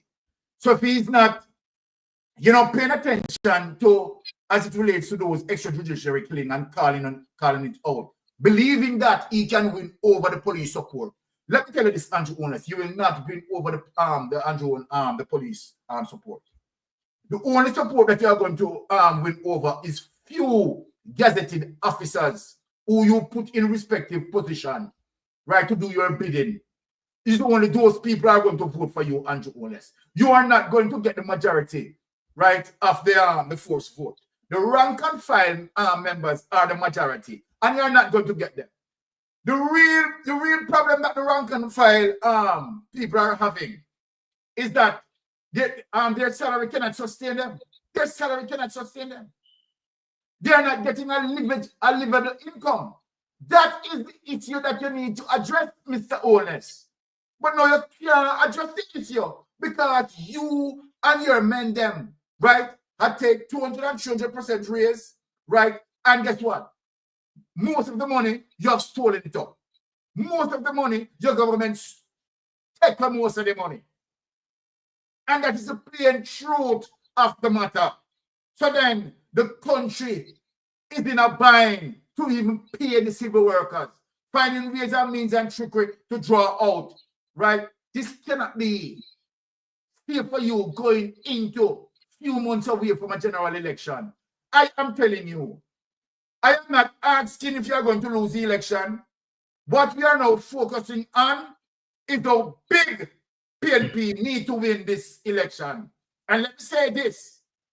I know that you are going to get might be one of the worst landslide victory that the PNP is going to achieve, right, as it relates to this coming general election. I can bet you that. And I'm putting my mouth where my money is. Pastor Ricky, what do you say about the situation here? I agree with you. The country is broke. The country is also in a recession that the Prime Minister has failed to admit to and to prepare the people for hard times that's ahead. When you hear Mr. Azan, one of the PSOJ, came out and said the economy is struggling, and they have never seen this in all of 30 plus years that he's been in business in Jamaica, that the overhead expenses such as rental and utility costs is becoming a burden because their purchasing power has been cut in half, 50%. And so we're seeing the business sector is saying that business confidence is down. Not only that, but the doctors and the nurses had blackout days protesting because they are not getting their wages, so they wear black clothing.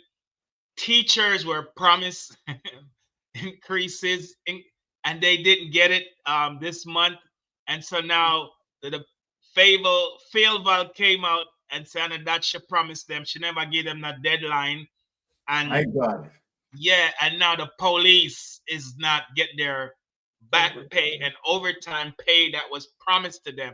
It's interesting because the overtime pay that was owed to the police that Corporal Rowan James fought for and advocated for, it was a court order that told the government, and Sir Byron, this is unconscionable, because they have defied the court order. The court said to them that you have to get rid of the manual overtime pay system and implement a digital overtime pay system, and they gave them a timeline and a deadline to ensure that the police get their pay. This was in 2023. We're in 2025, and here's now the new chairperson is saying that we're gonna try fix it, we're gonna try work it out. I mean, the country is broke. My fellow Jamaicans, you need to stop spending on luxurious items. You need to cut back spending. That's what they tell us in America whenever America goes into a recession. At least they tell us, to start preparing. And so this Prime Minister is in denial. He's wicked. He's cruel. He's evil to know that the country is going over a cliff, and he refused to admit it. Why? Because him gonna look like a clown when him come out what day and said the economy can yam, the economy is resilient, and all the lies him tell about the economy.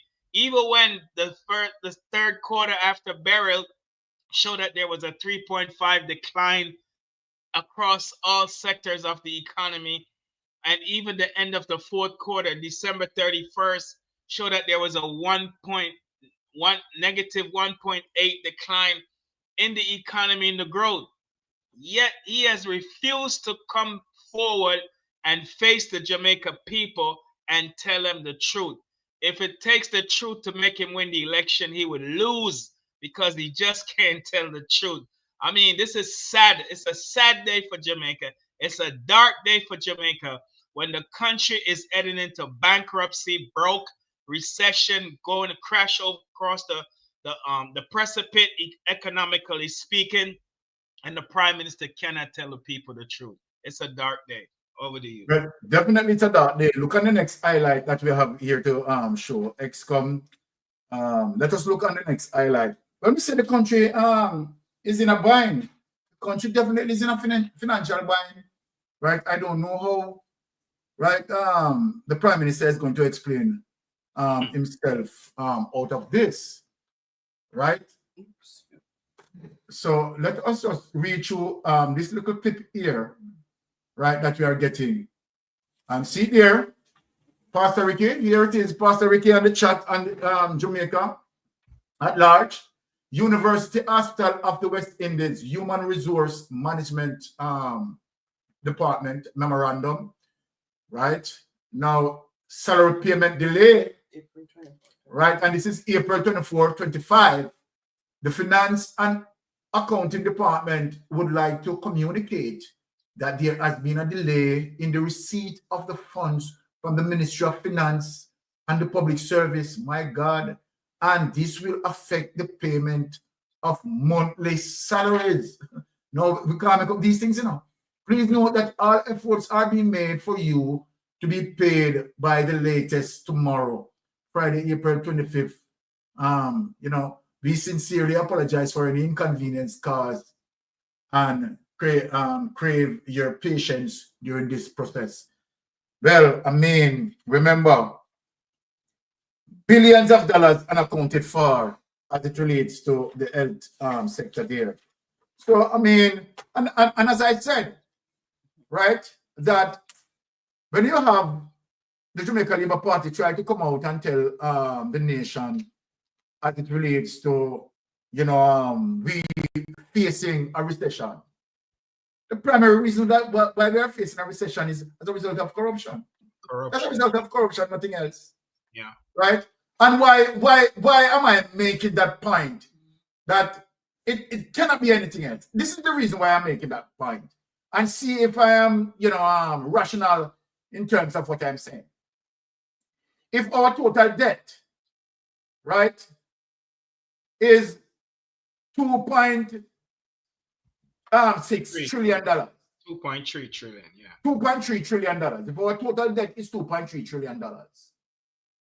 And simultaneously, that we cannot account for $3 trillion. My God. You see the reason why I rationalize my argument. That within itself has to cause a shock on the economy. Yeah. So regardless of, you know, some people try to explain it, right? Talking about hurricane and certain things and so forth and so forth. None of that. Yeah. Because we have seen places in the Caribbean that was in dead center with hurricane, and they are seeing more than 2% growth. Right. So how do you explain that? How do you explain that in terms of country who admit direct impact from the hurricane, and yet able to generate more than 2% growth, and Jamaica no growth, stagnant, recession, as a result of Andrew Holness and Andrew Holness fingers, sticky fingers? Yeah. It is Andrew Holness sticky fingers causing a shock in the economy. Don't tell me about that. It might seem like this sensation is exaggerating, but trust me, it is the fact. I'm not lying. Yeah. You're when right. you look at these circumstances and see as it relates to the level of, you know, unaccountability as it relates to this government. Speaking about appropriation account, you understand that not being submitted for more than 9 years. And they do nothing about that. Creating the gap, preserving the gap. You understand? So that nepotism and cronyism and skullduggery can walk through the gap. Because they don't want to have an accountability as it relates to any question coming in for them to show documentation to justify expenditures. They don't do that. So then here it is, right, that the country now faces a dilemma as it relates to more than $3 trillion unaccounted for. And they don't want you to speak that the money has been stolen. But yet, at the same time, you have persons being charged, rural read being charged, another person's being charged. Then why you not saying the money is stolen when they get charged? It doesn't make any sense, people, don't. You understand? There is an ability there. And for a reason. Because if you're saying no, the money have not been stolen, then why persons have been charged? And in some cases found guilty. I don't understand that. I don't get it. It doesn't make any sense. All right, let's move on. Now, people, bangarang in the jail team. And this is why, let me tell you something. People, I want people to see if them hear the same thing that I have heard. It seems like Steve Wright is thinking about stealing on the People's National Party shipping. When you hear Mr. People? I don't know hear that. All right. We're going to get through the green here. Senior Slam Scary Douglas. Let us get through some clippings here, people. We say we trust me. We can't make up this, my people. But Jamaica Labour Party facing a general election, and I tell you, say, cat did the people. Senior Slams carry Douglas over reported stance in Samuda successor race. Thursday, April 24, 2025. A once solid political alliance within the Jamaica Labour Party appears to be unraveling as Norbrook Division Councillor Susan Senior has voiced strong disappointment over fellow colleague Carrie Douglas reported support for a rival candidate to succeed Carl Samuda.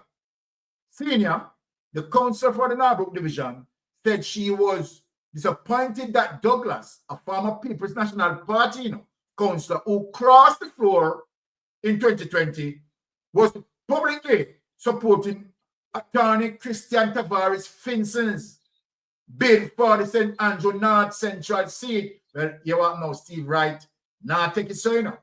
I did not accept the fact that she was moving around in this space with Christian. And both of us are friends, and she knows that I am in support of the law, not Steve Wright. Sina told Gleaner, I would not do such, but people think differently, as according to her. Sina said she saw that as a big red flag. Attempts to get a response from Douglas were unsuccessful. She promised to return a call, but had not done so up to press time. Sina, who has endorsed Senator Delano Steve Wright as the best fit to take over from the 83-year-old Samuda, argued that Douglas' alleged actions were a betrayal of their friendship. You know, you're the bang around with the go on between them. Both of us are coming from far. From she was PNP until she crossed the floor, and to the time when she went through all our struggles, I am always here to support her. It's like when you throw dirty water in my face, she said. I could not go into Trafalgar Division for my friend, and I know that she's not supporting the person that I am moving around with. That's not friendship. You know, hear that, take that away. But let me tell you something now and show you where the panicking starts. The other person who the panicking of people, let me say this plain and clear. The other person who the panicking of people start to really have serious concern in us. Hold on there. But if the People's National Party going to power, you know what I mean? So they become, hold on, the bag of money, what more? When I go have to pay it up. I go have to pay it up, boy. It look like things not going that well for me. Now, here who is concerned? Because who is concerned over the government over $1 billion? So him now concerned to him now see that the PNP victory, right, is a must. And so then now, it seems that he's going on his knees. He's very much concerned. Let us get into the next clip. Now, here how the man afraid, because the man knows if the PNP take over, he's going to have to pay up or get up. So listen now, people. The man who has to pay up or get up because he owe over $1 billion, right, have some strong concern. Have some strong concern with the whole situation too. Yeah, so let us look. The JLP is in a spot of bother more than a spot of political bother this morning over what to do in its stronghold of North Central St. Andrew, the constituency of one of its veterans, Carl Samuda.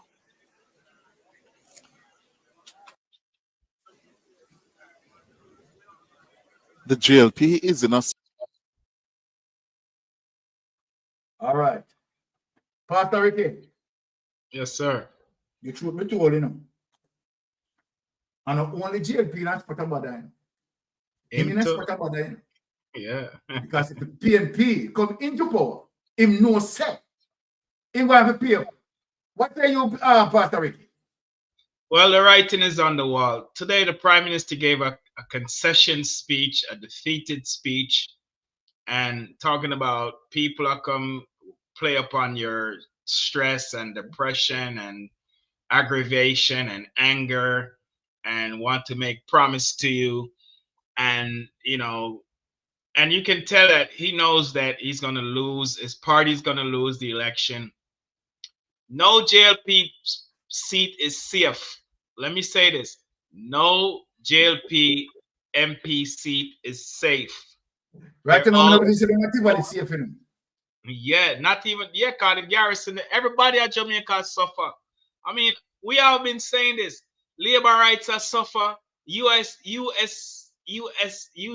are suffer. Non-Ps are suffer. And comrades are suffer is the truth. The high cost of living is driving everybody up the roof. High utility expenses. I mean, people are going to supermarket now and choose and pick what to get and can't buy what them really want. It's a dark day. The Prime Minister mismanaged the economy, and the misappropriation of taxpayer funds have hurt the economy. I've never heard so many labor rights videos that I've seen on social media. So many labor rights that them now vote for him.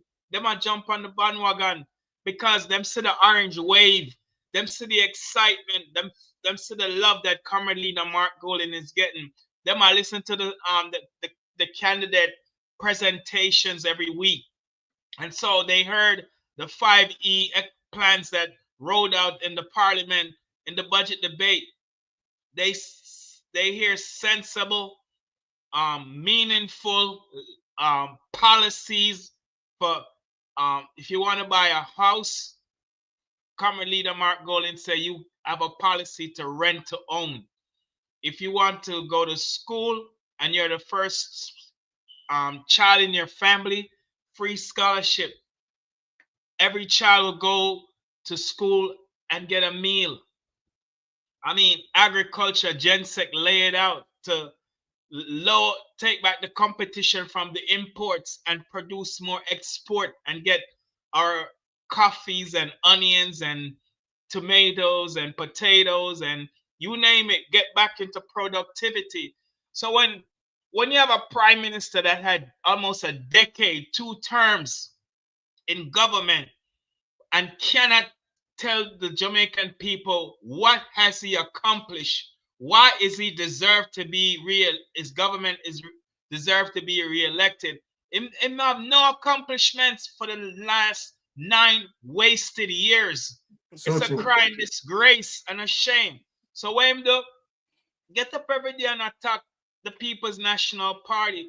Listen, the People's National Party never hold the reign of government under Comrade Leader Mark Golden. So yes, they have to roll out plans and make commitments of what they're going to do to change the trajectory, to change the direction of the country. This prime minister should be able to tell us what he has done, because nobody now feel it, them not see it. I mean, when he opened his mouth, and that's why every time you play a clip, I laugh, because he becomes a laughing stock now, because his own words is defeating him. Because for 9 years, him not do nothing for the people. He's on this destabilization mission. 30 more seconds. The economy is in the tank. It's in a recession. The dollar is depreciating against the US dollar. It was up to $159 this morning, I believe it was. Yeah. And it's almost at 160 now.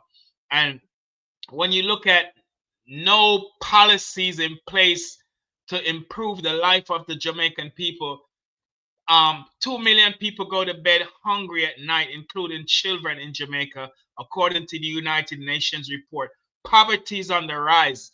And when people hear that them give themselves 200 to 300% salary increase, and them not have nothing to show.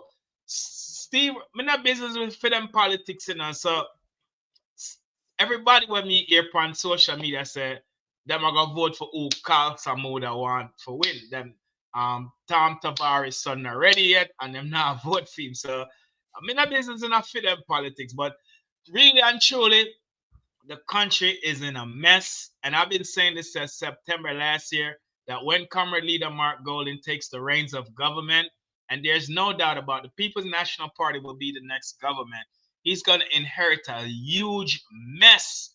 And this is why they don't want us to win, because they know a forensic audit across all 19 government agency and 15 ministry will be held, will be conducted, and the receipts are going to come forth, and the people are going to know the truth, or they mash up the country. It's a crime shame. Mama P, Dr. Peter Phillips, and had to go to the IMF to Maxine Waters and another Jamaican congresswoman and plead after them mash up the country under Bruce Golding and cause the economy to go over a cliff. And now them inherit an economy that was stable and was ready to produce. That's why 2016 him could have said him gonna promise them prosperity, because he know the quality economy where him inherit. But lack of knowledge, lack of leadership, lack of transparency, lack of good governance, corruption, criminality have mashed up Jamaica. And this time they will be in the will. No matter about 18 years, them not seen out there. About 20-something years, them are going to be out of commission for. Back over to you, Sir Byron. Yeah, it sounds like you want to say that they are still going to be into the political environment. Remember, many of them are going to prison, Yeah. I'm talking about the JLP party. No, a JLP party matter. Many of them will be going to prison. Of course. Okay, so we want to bear that in mind. Now let us turn up the heat for the next few clips, and then we go to Jeopardy. So we are going to turn up the heat on these clips. Now, without any further delay, let us get into that, because we are going to turn up the energy in the room right now. Okay. Let us get into the heat. All right. Now, let us hear the King Liar. Hold on. And listen to he has to say where he's concerned. I'm sure. Right? Try to enlarge it and then kick it off. Now, the Jamaica Labour Party, as I said, definitely is in a bind. And we are confident in terms of the People's National Party that is going to take over the reins of power. That is going to take over the reins of power. Right?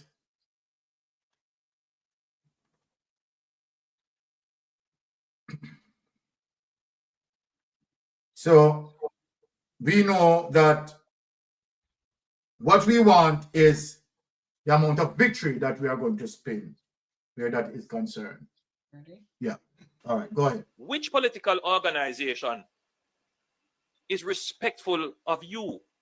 Is it the political organization that will create a false video to mislead you, to feed into your known biases? Or is it the political organization who will give you the facts? And that's what each Jamaican has to consider. Hey. With all the fake news that is being created and circulated, Boy, you're good. to create a certain perspective to ride and rile up discontent with falsehood. Big mama On your emotion and to trick you. Which political party then really respects you and cares about you? If that is what they're doing. And every voter needs to ask themselves this. When I saw the video, I could have ignored it. But I said, you know what? We have ignored the lies for far too long. And every lie that they tell will be exposed. Oh, yeah, and therefore, we have these events. Because for everyone who said they don't have water, for everyone who said nobody is doing anything, we will respond to show what we are doing. Because we have projects for days to show. I could be doing a groundbreaking, a commissioning, and opening for the next 6 months. Take him away. I'm sorry, man. Forgive me. I apologize. Hold on. Me should make him clear. The man is not laughing stop, man. I have to laugh every time you talk. No, hold on. Hey, me not a lot of people. Let me tell you something, people. Morgan Freeman is one of my best actors. But let me tell you something. Me not think say Morgan Freeman have nothing over Andrew Holness. This man, trust me. I believe that Andrew Holness now have the ability to keep milk out of coffee now. When I hear me, people, this man has the ability to steal milk out of coffee. Now, when I listen to him, trust me. But you know what? I can press on gas. Because we don't have no time to waste with him. You know? All right, let us get to the next clip. Because we are pressed out and a go. I forgot to say him have a record, Sir Byron. Him have a record. We know 9 years of him record. So which political party do you trust? Man, crucial, man. There is a false view that it is the PNP who started Portmore. Another one of the many lies. Another attempt at the revisionism of the PNP, trying to revise history. It was a vision of the Jamaica Labour Party and Edward Seaga to create Portmore. JLP for Jamaica. Watch me now. The history of the PNP and power would be analogous to you ever ride your bicycle or you drive a car and you see a dog just run out of the yard and run after the car. And when the car stops, the dog just stop and look on it. The history of the PNP and power, their power-seeking behavior, is like a dog chasing a car. And when they catch the car, they don't know what to do with it. This community was started in the 1960s. There is a false view that it is the PNP. We just run through the lives then. Now, let us give him some facts. Right? Let us give him some facts.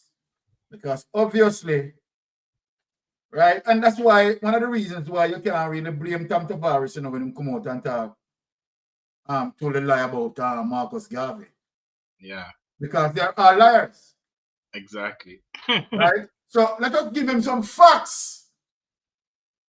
Mr. Speaker, before we go into what we believe is the crux of the matter, there are some needs to correct some misstatements that have been made in this house.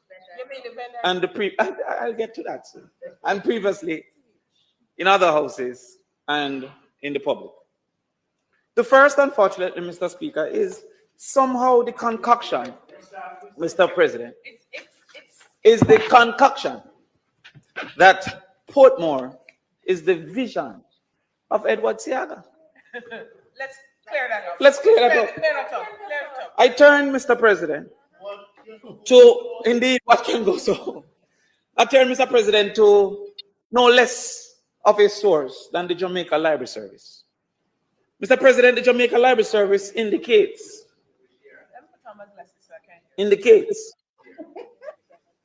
that a company was formed called the Portmore Land Development Company. They purchased the property from Caymanas Estate with the intention to establish housing development. In the 1950s, Kingston ran out of flat space for development. So housing development in Portmore was seen as a response to the great outcry for housing. The article goes on to say, before development began, a dike had to be constructed to contain Rio Cobre, and a causeway had to be built to connect Kingston to Portmore. The lowlands also had to be filled by dredging the harbor and quarrying marl from Port Henderson Hill. Once this was completed, the development of housing could begin. From 1956 under Norman Washington Man. How then could they have come to claim? And I give credit is due. As president of the PMPYO, we rewarded Edward Seaga for the formation of HART. We had a whole dinner for him, he came. Mr. Seaga would have been confused by what he's seen from the Jamaica Labour Party. Mr. Speaker, before we go into what we believe is the crux of the matter, there are some needs to correct some misstatements that have been made in this house. And I'll get to that, sir. And So we're glad how, you know, we have, and you see the things, this is the reason why Jamaica Labour Party, right, is losing, right, as it relates to, you know, their supporters. Because when they speak, they have no evidence. And when we speak, we show and bring forth the evidence. Now you have Tom Tavares, who run out and claim that Norman Manley run out Marcus Garvey out of Jamaica, 1923. And where that was obvious now. Because 1923, Marcus Garvey was in prison in the United States. The People's National Party did not form until 1938. So these are the vicious lies. And when I hear Andrew Holness, which one of the party that you are going to support? The one who stand up in front of you and tell you lies? Where he started himself? Reverse psychology. Yeah. This reverse psychology is not working, Andrew Holness. No. And Andrew Holness don't realize that the dinosaurial politics is not working. And guess what? I think that technology left him behind. Yeah. Because he doesn't realize or still not being aware that, hey, you're in the technological years. You're in the technological years. And so then, hey, wake up. You can't tell these lies anymore. You understand? You are going to be fast-checked. Yeah. Somebody need to say to Andrew Holness, hey, sir, before you speak, remember you have social media, right? And they are going to fact-check you. You are making us looking bad. So if I was the Jamaica Labour Party strategist, which I will never ever and could never ever be, someone would have to say to him, look, you can't do that. Because they are going to fact-check. They are going to be fact-checked. Why are you going to come out in public and say certain things, and then within the next 10 minutes or 15 minutes, it's all over social media where they are going to compare what you said from the as it relates to the records? Does that make sense? So let me talk to Andrew Holness. Does that make sense?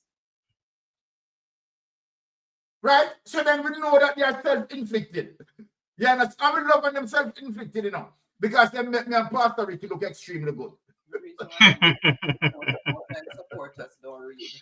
Right, but as what my wife said, then lock onto yeah, that the reason why he might be doing it, because most of his supporters don't really read.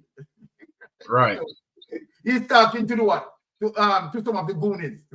I can't say it better. No, it's serious. No, watch this now. Let us go here.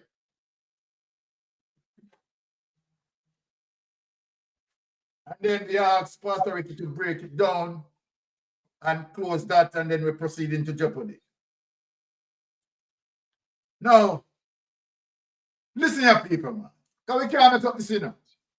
Sometimes the truth is an offense, but God still know me not sin upon the people of Jamaica. We have sinned against the people of Jamaica.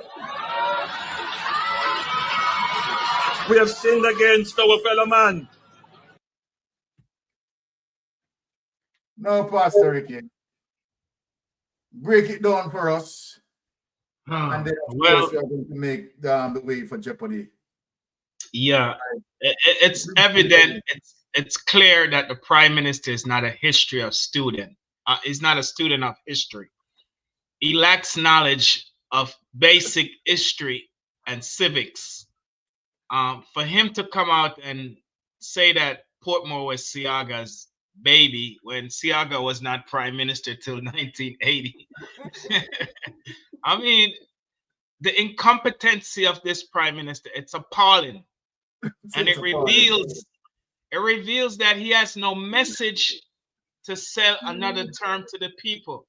So he's gone low into semantics and gimmicks and playing psychology upon the people's mind. But what's fascinating about when he speaks is that his supporters that standing in front of him, ringing bells, cheering, laughing, excited over, and guess what? He might tell the lies, because as you said, Sir Byron, when you fact check him in real time as he's speaking, everybody has a device in their hands. Everybody can pull up information at the tip of a finger or the click of a mouse in real time. You don't have to wait till the Gleaner publish it or later when it comes on the news station. In real time, you can now, because we're living in, as Shaka Colin Bell fame said, we're living in the digital age while the Prime Minister and his government is stuck in the analog age. And so that's what's defeating them. Truth is their biggest weapon against them, because when him come out and tell lies and become deceptive and deceiving, we now have go and get the truth, and in the less than 10 minutes we are posted on our social media platforms, or you come on, or Father Lonesome come on, or Rattigan come on, or Jeffrey come on, or Andre Steve, and the truth is right before the people. This is what's magnifying social media and causing social media to enhance in leaps and bounds, because people are hungry for truth and they're not getting it from the traditional media, and they're not getting it from the Prime Minister and his government. They have it backwards. One last point, as it relates to him calling people dog, he may not trouble with God again. The first time him getting in trouble with God is when him tell lies, say God make the shots them to a minister.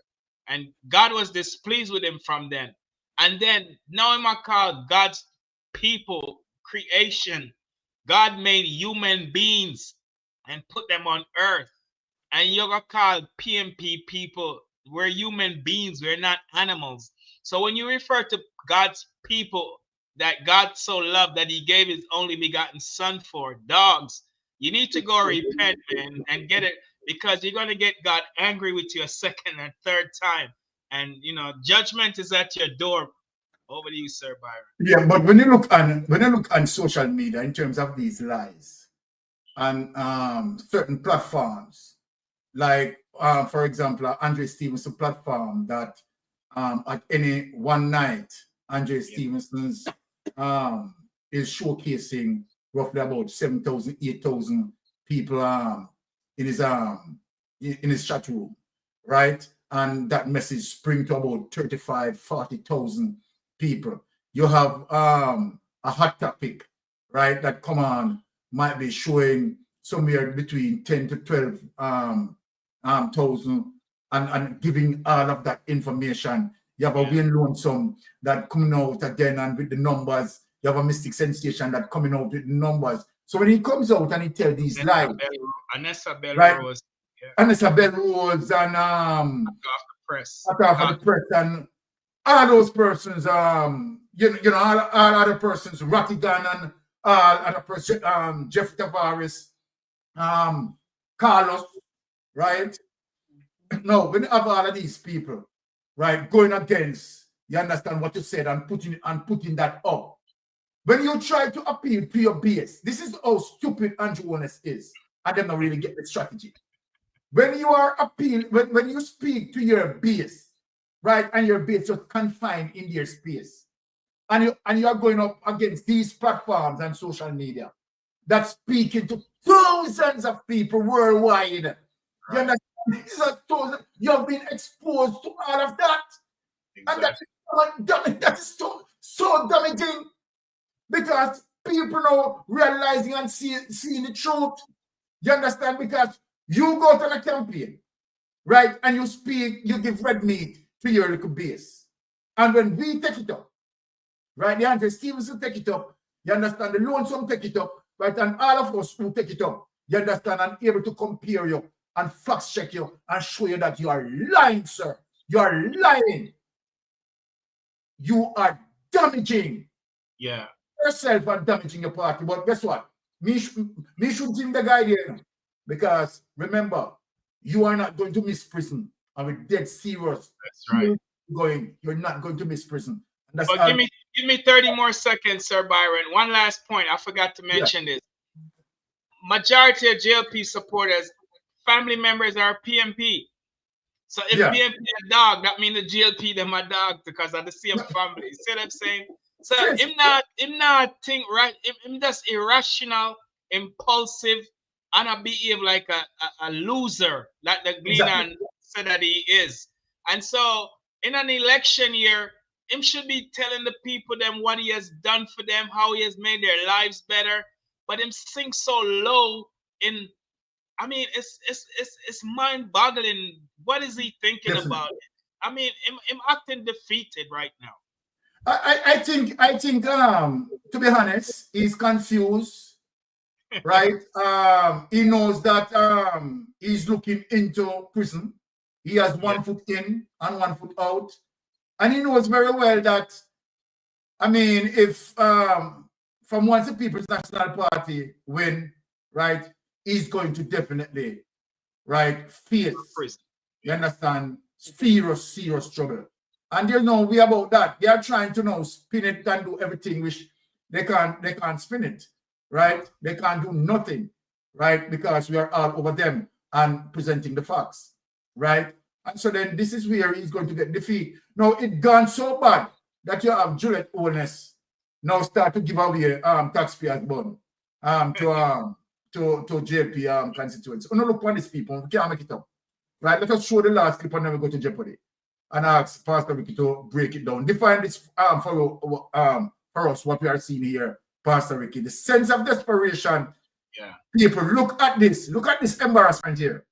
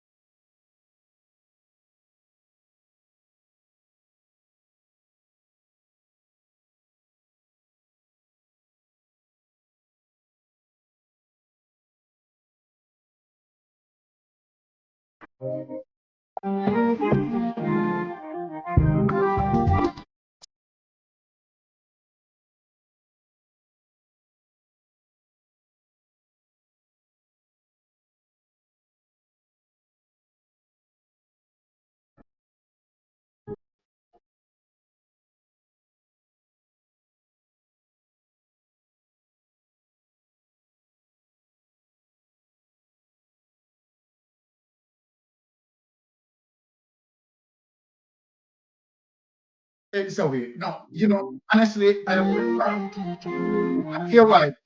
Here why.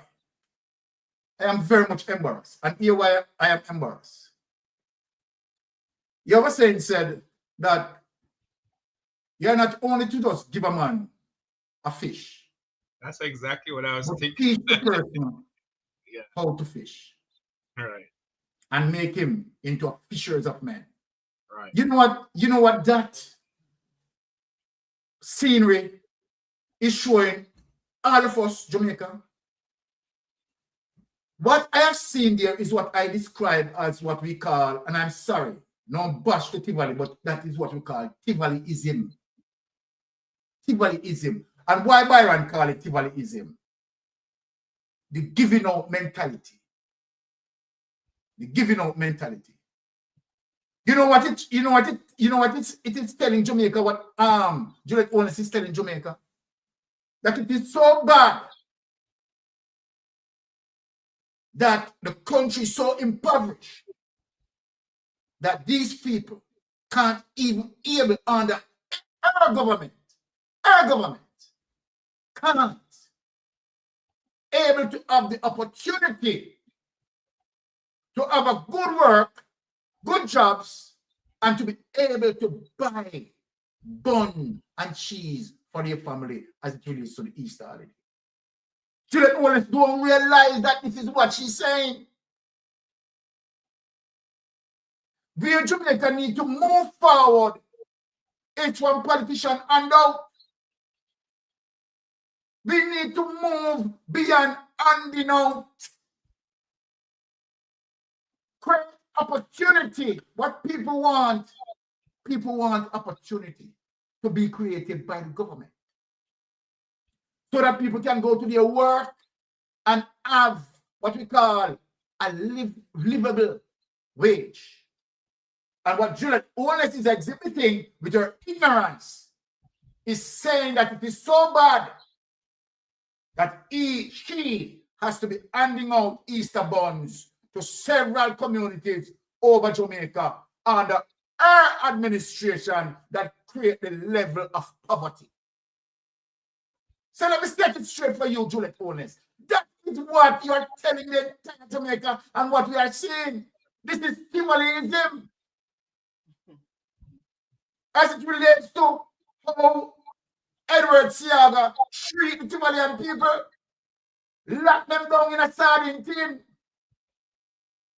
and only give them what he thinks they need, and not giving them the opportunity to excel so that they can move beyond Tivoli Gardens. He wanted them to lock down and confine in Tivoli to control and for them to continue to maintain him in power. This is what Juliet Holness has just executed, what we call Tivoliism. It is wrong. It is shameful. We have seen again in Portland where bun being given out and the picture, the photograph of the candidate, the political candidate being placed on the bun. What does that mean? Remember me if you vote for me. They're bun, vote for me. But at the end of the day, the money is not out of their pocket that they're using to do that. No. So they're not even doing anything. This is what, now, Jamaican people, this is what this government gone to. This is what this government gone to. Here are the job opportunities. Since you're talking about Jamaica, no, look, it is this government is talking about how unemployment rate reduced. So then, how you are working all over the place giving out bonds? Eh? Because you people are people that a lot of people can't afford it. They can't afford it. Yeah. That is what Juliet Holness is saying in that clip. That a lot of people cannot afford it under your government. So let me ask a question now. Did you see that happen under Portia Simpson government? Did you see that happen under Portia Simpson government? Can anyone go on social media, go back in history? Did you see that happen under Portia Simpson government? You remember our parliament having bun, right? Having their picture displayed and buns and giving them out. This is a government, they are giving government. This is what they want to turn Jamaica in. Chinese making some sort of makeshift house to put Jamaican in because of the level of poverty. The Jamaican people don't it reaches a stage where ordinary Jamaican can't afford an NXT home. So now the Chinese have to make some makeshift house. It is disgraceful. It is disgraceful. Amen. Mighty God, man. This is what Juliet Paul is showing. You understand? A van for a bun, the grown and an issue. It would be better, Juliet Holness. Let me say this to you, Juliet Holness. It would be much better if your government was able, you understand, to give them employment and show them that they can better off themselves, upward mobility and progress in the nation. But obviously, you understand, you are saying that your leadership lacks that. What have you say? What are you to say, Pastor Ricky, on this matter? Yeah, I agree with you. The desperation is so high in the Jamaica Labour Party. Now, what it reveals is that this is a government that is not for the people, by the people. This is a government that is only for the Jamaica Labour Party supporters. And Jamaica is not just, you know, housing JLP people alone. It houses comrades, non-Ps, UICs, Rastafarians, and everybody who probably don't participate in the politics. But the people must come to the realization that this government is a transactional government. So they will give you a daily benefit or a weekly benefit. And so you get into a state of dependency where you start depending on your MP, depending on your councillor, depending on the prime minister to help you. As you said, they don't teach a person how to go fishing so that they will have fish to sustain them, but they want to give them a fish for this day, and then tomorrow the people eat the fish and don't have nothing left, which is a bad recipe for governance. So when you look at the people need to take the bun, eat the bun, and then bun them out. And let me use your phrase. You said eat them out. We said bun them out. You know what I mean? So the final point is that they are so desperate for votes that they don't realize. Chang said this in 2023 before the local government elections in 2024. Chang said that the sentiments, the people is not gravitating to the party's message, that it's not resonating with the people. And it tells us that the sentiments of the people have left the Jamaica Labour Party, and the local government elections prove that. And so they've been worried since the local government elections. And so now giving out bun in the Holy Week, you know, of Christianity, to think that's going to make people vote for them is a losing recipe. And we're looking at the end of the Jamaica Labour Party. They will be in opposition until the next party rise to be a party alongside the People's National Party. But I believe that this election, when we win, it will give another party an opportunity to rise, and they will have the Jamaica Labour Party for maybe one more season, and that's it. But yeah, it's a time of desperation, and it's all over the place for the Jamaica Labour Party. Everybody in Jamaica see it. We over here see it, and they're just desperate, and they have hit an all-time low. Yes, sir. Thank you. All right. Well, Pastor Ricky, that come to the end of the night as it relates to that final clip. And I want to say a big thanks for all of our Jamaican people who passed into Mystic Sensation, right? And also visit other platforms as well, right? Because Mystic Sensation give you a little of this, right?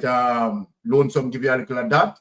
Andre Stevenson give you a little of this, right? And other people give you a little of this and that, right? So remember, stay tuned, right? To all the mediums, right? Get the different information, right, and be well abreast with all the information. We want to say once again, big thanks to passing through Mystic Sensation.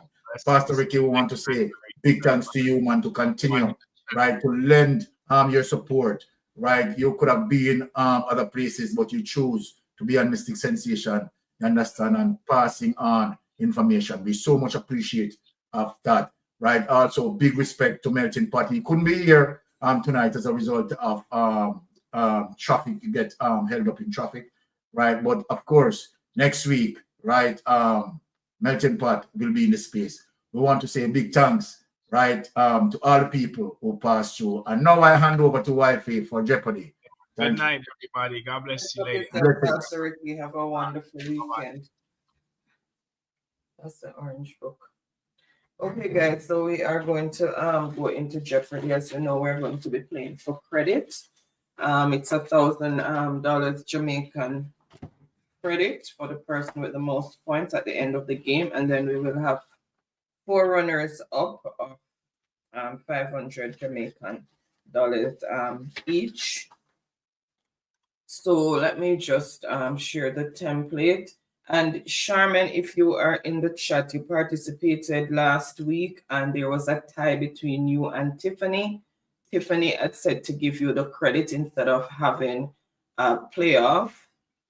So the number is streaming across the screen. You can WhatsApp me the number that you want the credit sent to.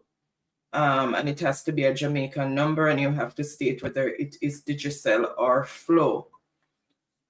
So the provider is very important. Let me just share that. Right, so this is tonight's template. Oh, goodness, we had no logo up there. Right, so the categories for tonight is scrambled words, reggae music, current affairs, mathematics, and name the movie. And remember, when you're answering, if it's a thing or place, it is what is, and then the answer. If it's the name of a person, then it is who is, and then the answer. So as usual, just need someone to kick it off, throw out a category and for how many points. And the first one that I see is what we are going to start with. So somebody throw out a category. And for how many points can I borrow the black ink? Black ink? Yeah. Which one? This? No. This one? No. This one? One in front, yeah. I don't think, no, this one finished. Okay.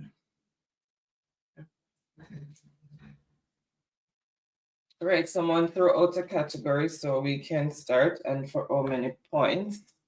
Okay, Maxine is saying current affairs for 200. All right, so Minister of Justice, name this person. Everybody run out. That is for 200 points. He's the Minister of Injustice. So everybody run out.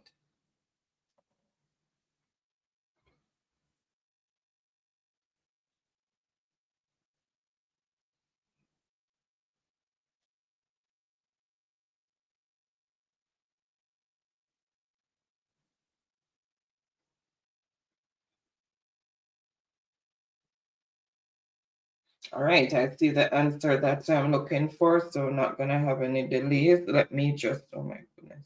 Let me just refresh the chat and see who first came in with the correct response. And it is, who is Delroy Chuck? So Delroy Chuck is the Minister of Injustice.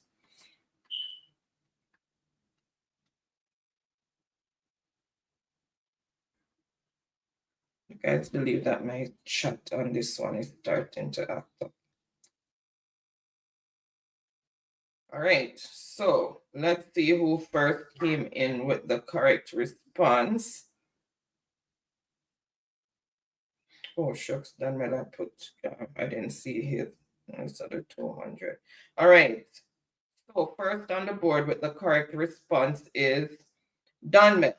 All right, he has done. correct spelling and everything, but just a typo with a space between it. It's Delroy Chuck.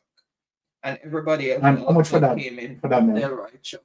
And that is 200 points. So choose another category, and for how many points? Donmel.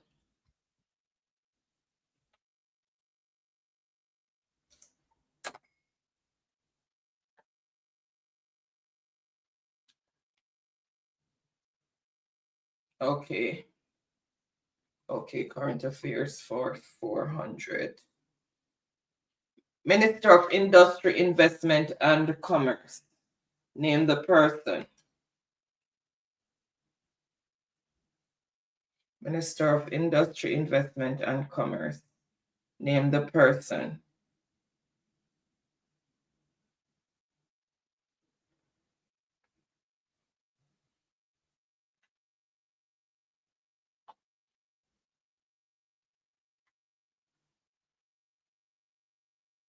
Name the person.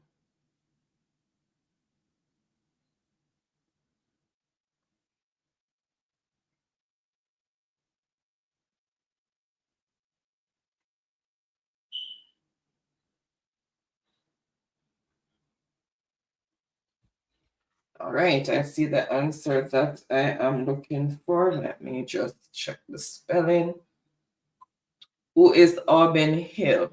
And that is for 400 points. So let's see who picked up those 400 points.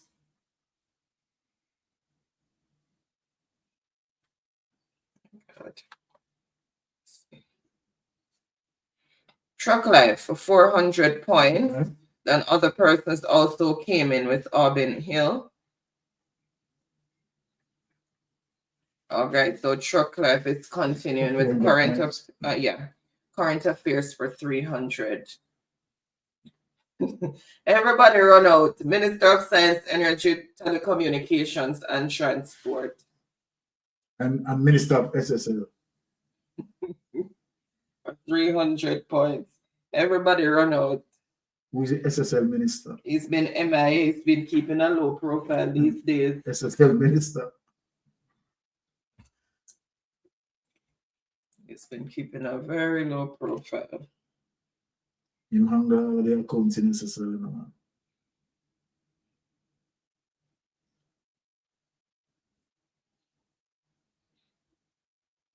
All right, and I see the answer that I am looking for. And it is, who is Daryl Vaz? And that is for 300 points. So let's see who picked up those 300 points. Let me refresh.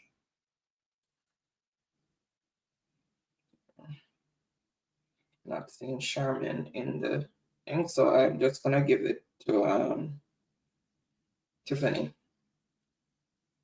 Let's give it one to Tiffany. All right, let's see.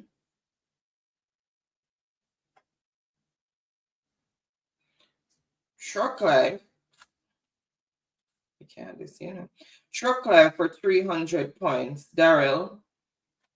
Truck Life for 300 points. And everybody else also came in with Daryl Vaz. All right, he's continuing with current affairs for 500. Minister of Agriculture, Fisheries and Mining, and it's a double point answer, so it's going to be 1,000 points for the correct response. Hold on. Where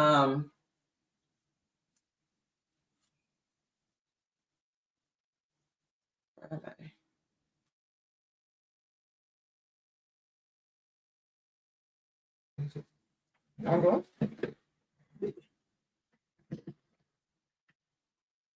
All right, so Minister of Agriculture, Fisheries and Mining.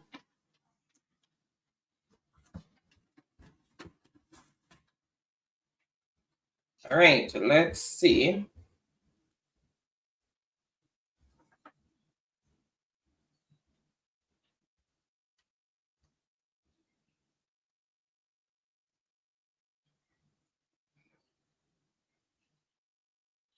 All right, I see the answer that I'm looking for, and it is who is Floyd Green, and that is for 1,000 points. Picture should have been there, it disappeared. All right, so let's see who picked up those 1,000 points. Maxine for 1,000 points. How did he do this now? Okay, Maxine for 1,000. Okay, Maxine, choose the next category and for how many points?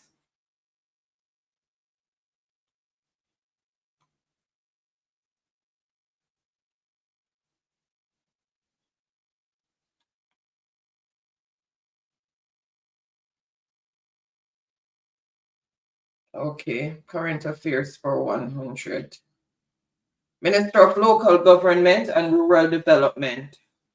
Name the person. That's for 100 points. Minister of Local Government and Rural Development.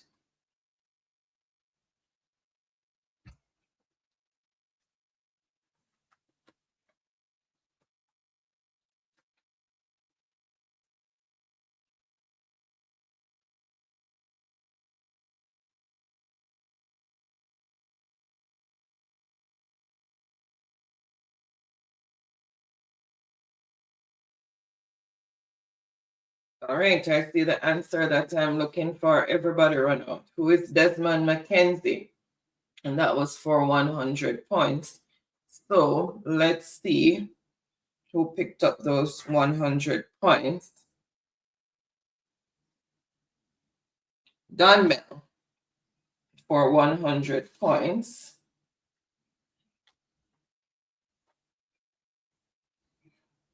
Okay, Dunmel, choose the next category and for how many points?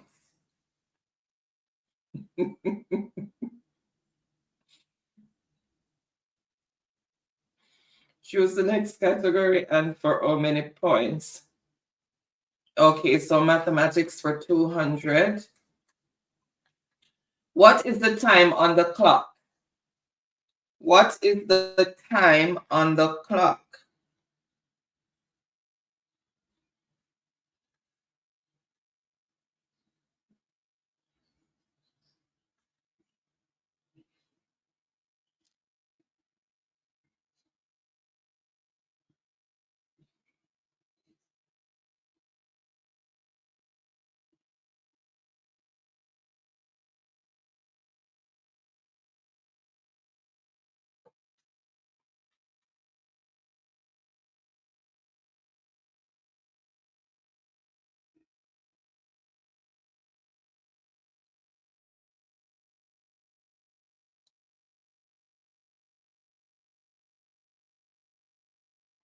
All right, I see the answer that I am looking for, and it is what is 2:50. So that is the time on the clock, and that is for 200 points. But let me look at it from in the chat before I refresh because I am not in it so clearly on my phone.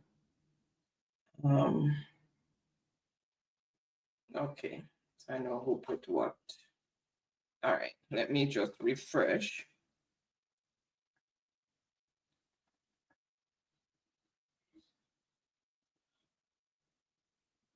All right, Nia.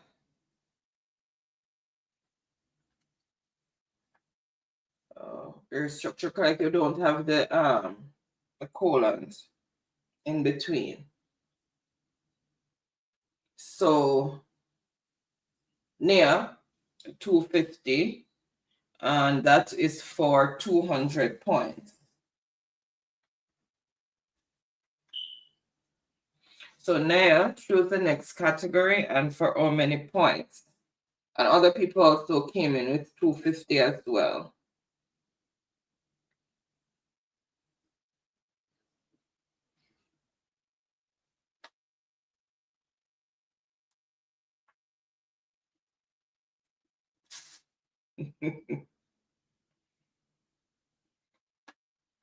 Okay, math for 400. Gary buys 3 tickets to a movie for a total of $26.25. He pays with a $20 bill and a $10 bill. He should get this amount of change back. So he bought 3 tickets for a movie, totaling $26.25. He pays with a $20 and a $10 bill. How much change should he get back?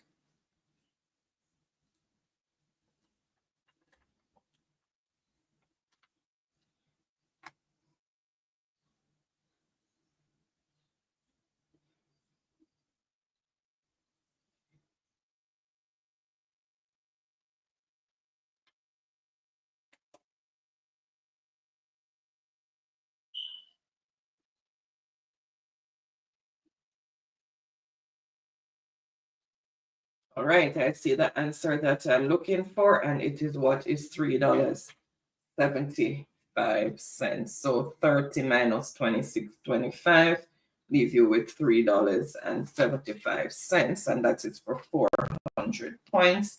So let's see who came in with the correct response. That's 375.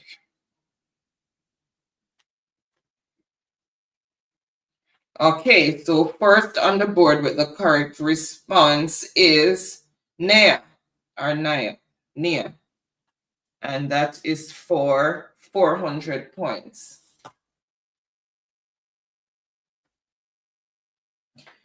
All right, so Don Mel is on 300 points, Truck Life 700 points, Maxine 1,000, and Nia 600 points. Now choose the next category and for how many points.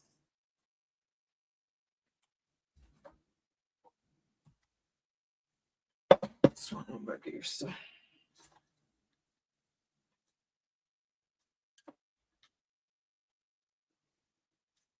Okay, continuing with math. How many degrees is angle ABE? And it's a double point answer. How many degrees is angle ABE? And it's a double point answer. So AB and E. What is how many degrees is that angle?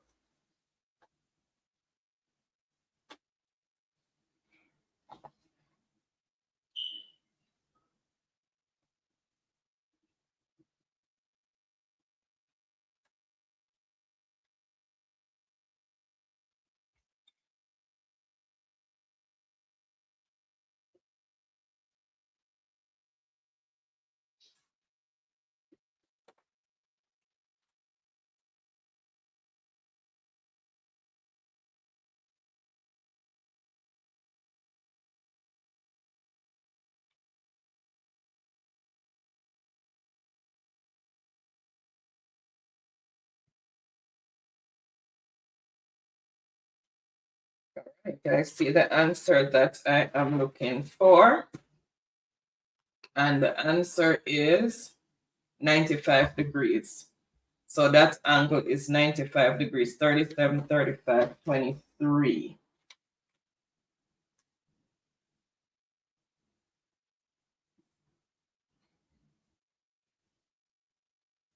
It's a 95-degree angle. So, and that is for 1,000 points. So let's see who picked up those 1,000 points.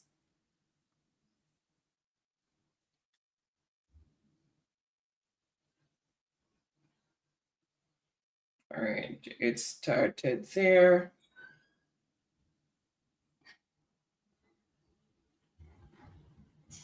Truck Life, 95. Okay, so Truck Life, and that is for 1,000 points.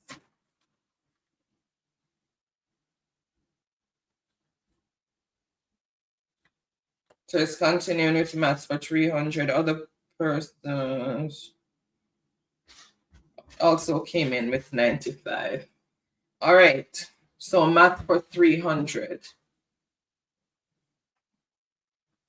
Work out that math. 54 multiplied by 20. What is the product? 54 multiplied by 20.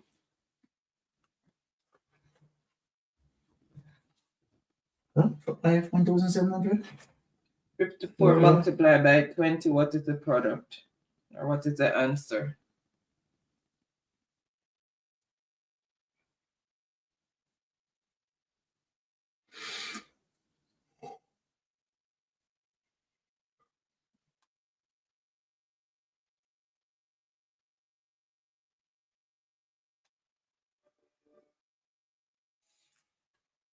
All right, I see the answer that I'm looking for, and it is 1,080, and that is for 300 points. So let's see who gets those 300 points.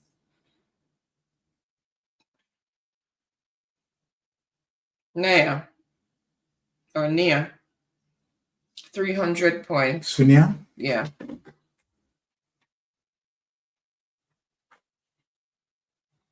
The other person also came in with 1,080.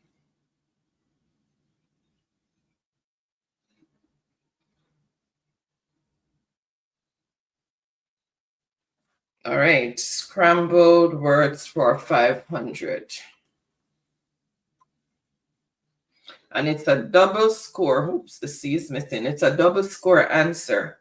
Unscramble those letters. Unscramble those letters.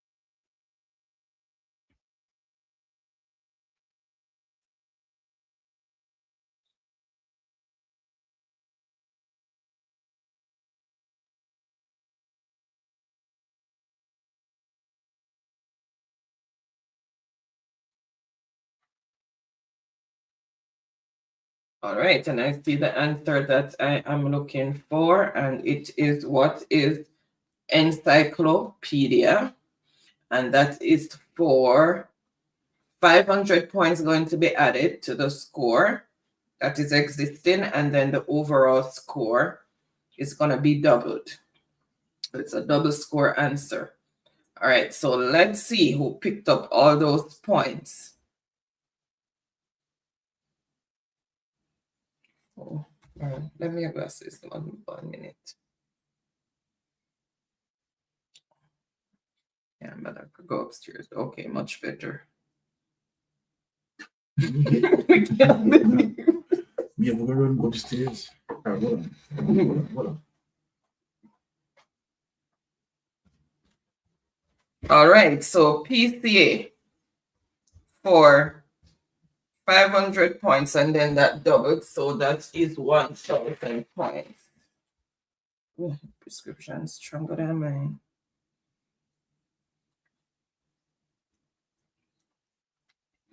All right, so and other persons also came in with encyclopedia. Okay, so PCA, so you got the 500 points, and then that's doubled, so that's 1,000 points. Right, so choose the next category, and for how many? This here down here, Sophia. And for how many points? So that is yours. It makes specific with that. Let's see if I can see through this, because I don't know why you never carry my own phone. See next. Okay. Still bring it up, but it's I want it trying to take some stuff. I can't see, but it's going to take some getting used to. Be weird. All right.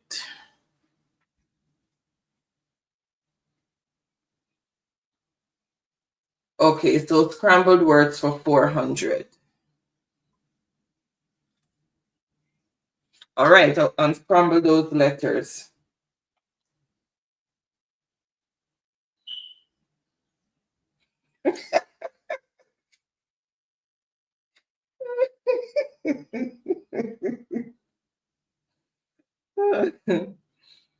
Oh my goodness. Teresa, not easy at all.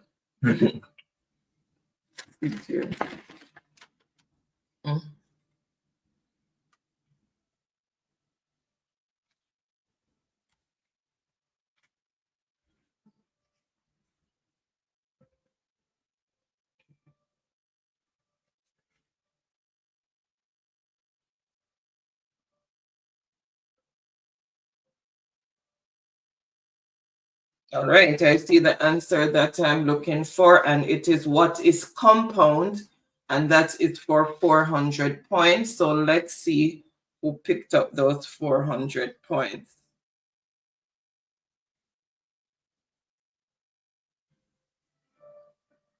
Truck life, and everybody else also came in with compound. So compound, truck life, much 400 points.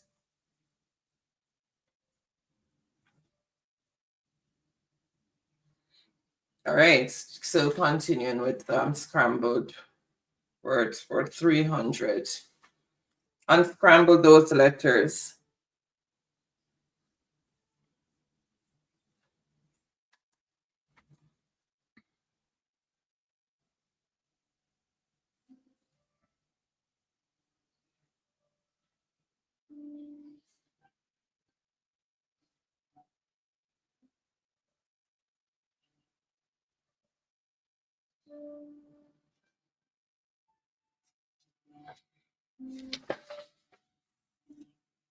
Any judge you play good enough?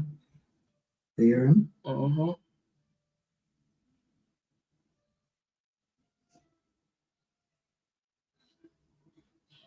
All right, I see the answer that I'm looking for, and it is hydrogen, and that is for 300 points.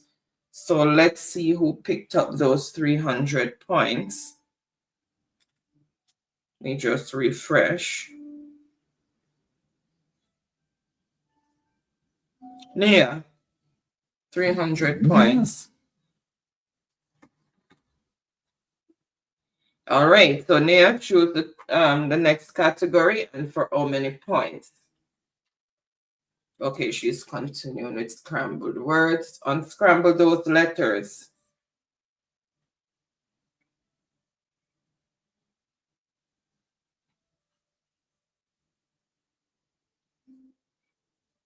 Get there.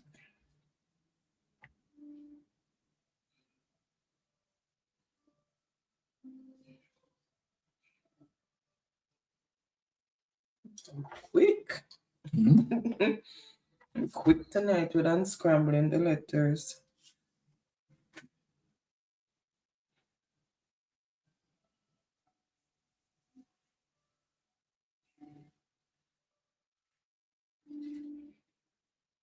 All right, I see the answer that I'm looking for. No delays, electron, and that is for 200 points.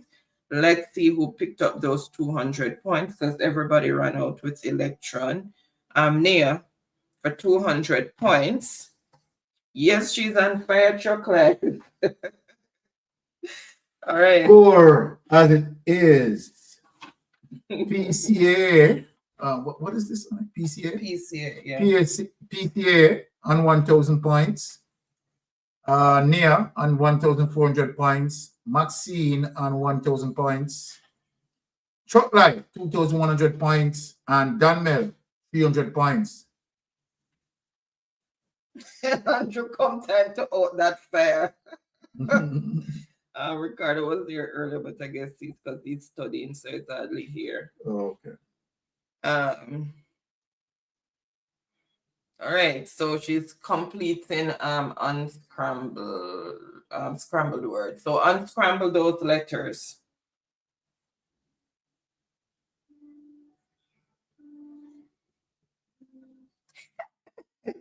You see, it's a near it's undeniable, undeniable. What is that here?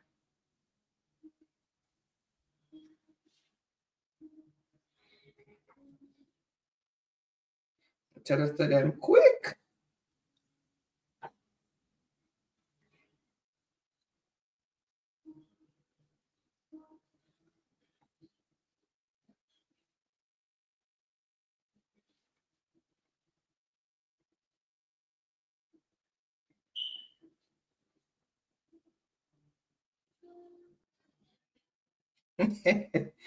All right, I see the answer that I'm looking for, and it is commitment. What is commitment?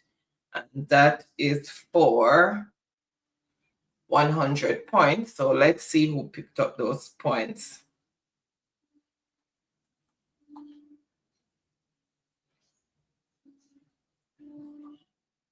Truck Life. How much? 100. All right, Nia. Truck Life maths for 100. The Smiths will visit their cousin who lives 3 hours and 10 minutes away. They want to get there at 11:30 a.m. They should leave at this time. So the Smiths will visit their cousin who lives 3 hours and 10 minutes away. They want to get there by 11:30 a.m. They should leave at this time.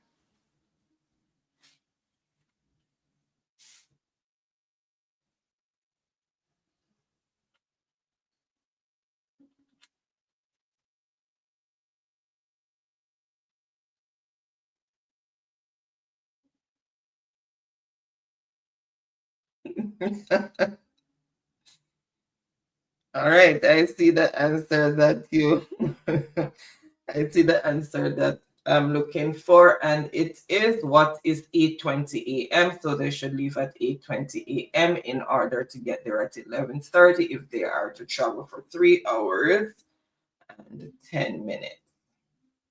All right, and that is for 100 points. So let's see who picked up those points. Truck Life and other persons also came in with 820. And Truck Life, how much points for that? 100. Oh, truthfully. All right, he's saying reggae for 500. So we're going over to reggae now. This Portuguese, Chinese, Jamaican artist helped jumpstart a dancehall surge in the US with a few hits in 2002. This Portuguese, Chinese, Jamaican artist helped jumpstart a dancehall surge in the US with a few hit songs in 2002.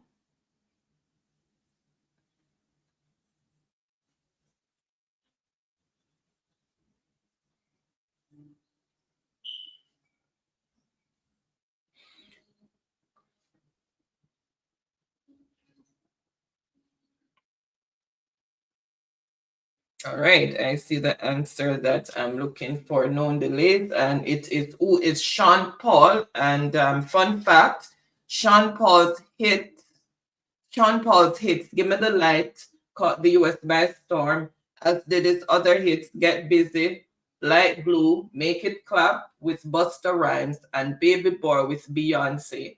That helped pave the way for other acts like Elephant Man and Vybz Kartel. All right, so that is for 500 points. Let's see who picked up those 500 points. Truck Life. 500 points. And other persons also came in with Sean Paul. All right, Truck Life. Continuing with reggae for 400. If I were to listen to hit songs like Bookshelf, Oysters and Conch, and Toy Friend, then I would be listening to Name the Artist.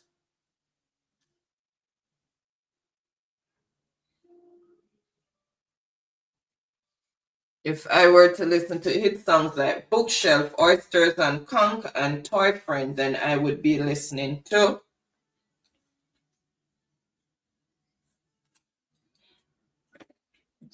you know them reggae music.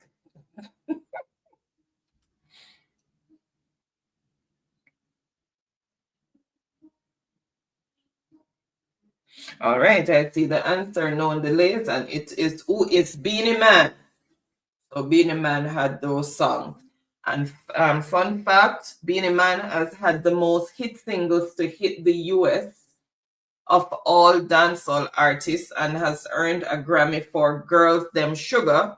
This is probably why he claims the throne, King of the Dancehall, right? And that is for 400 points.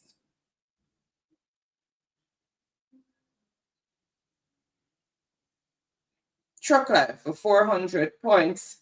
And also, oh, he had maps in front of it. All right, so Truck Life. Okay, continuing with reggae. This group contains the artists Alistair McCullough, Rashawn Clark, Craig Thompson, and Xavier Davidson.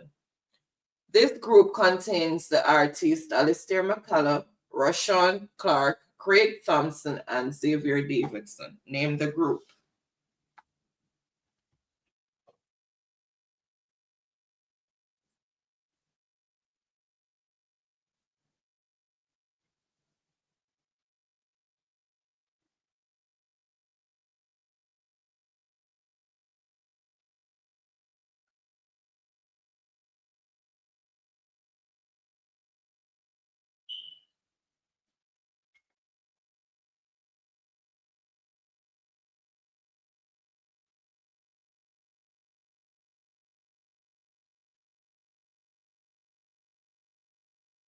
All right, I see the answer that I'm looking for, and it should be what is, but I'm gonna give it for who is, because everybody has TOK.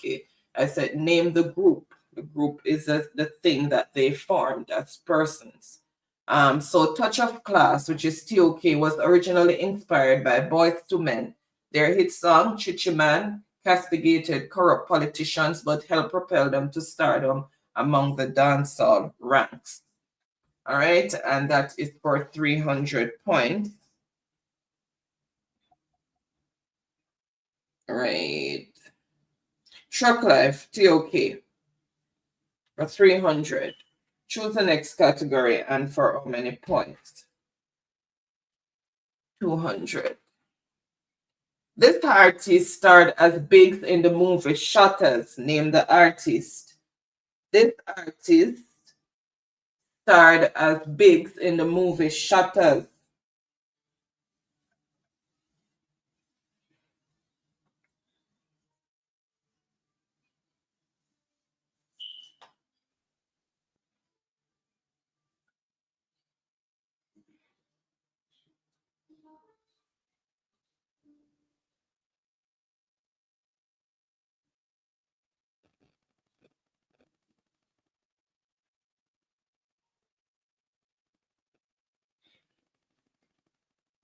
All right, I see the answer that I'm looking for, and it is who is Kimani Marley. And fun fact, Kimani Marley starred with Sprague Benz, Wayne, who played Wayne in the movie Shutters. Wycliffe also played a role in the movie. Beanie Man had a role in the movie Rude Boys. All right, and that is for 200 points. Let's see who picked up those 200 points.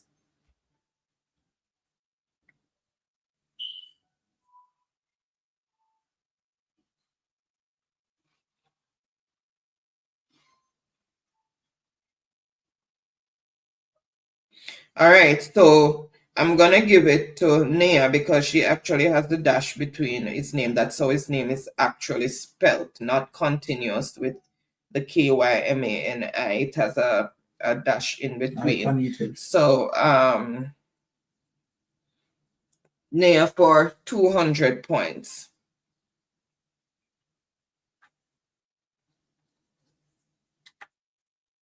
Or an hyphen, whichever you call it. Reggae for 100. This artist also goes by the title of The Warlord. This artist also goes by the title of The Warlord. Name the artist.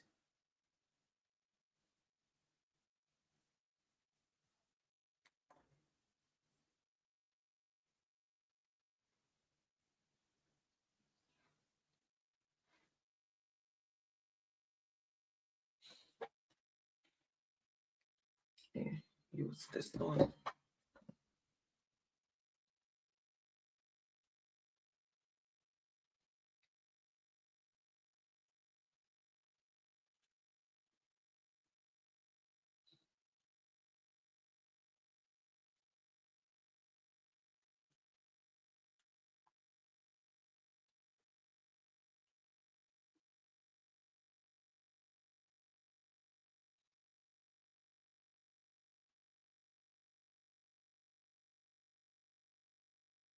All right. I see the answer that I am looking for.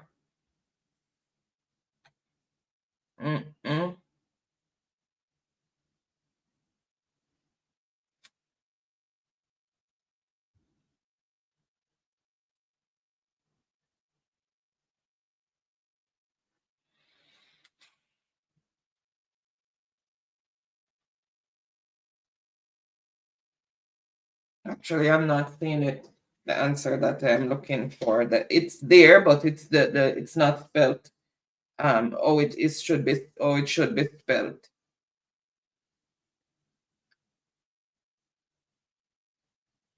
The last part is not spelled. It should be spelled. We have to round up our mouth for that one, not drop it low. Round up your mouth.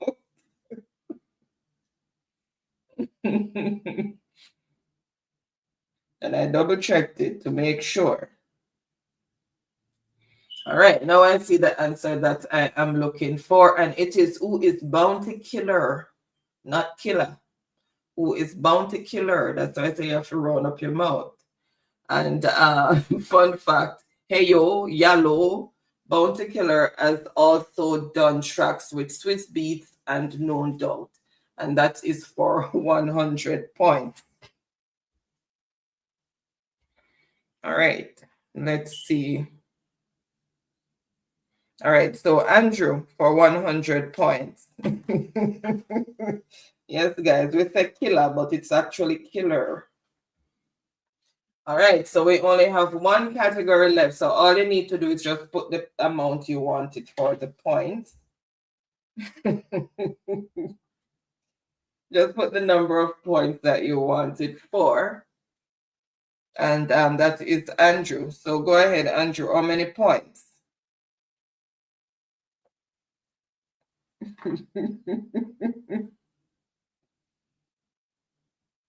500. Okay.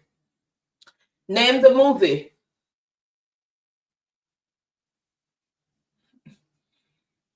Name the movie.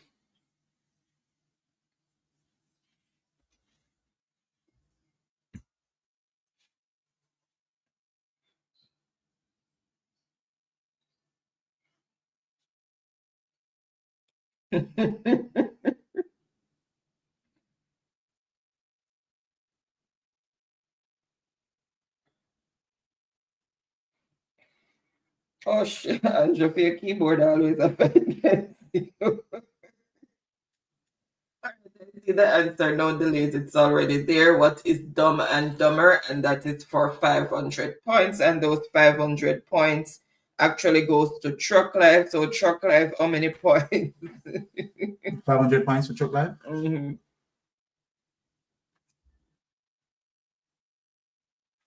400. Name the movie. Everybody run out.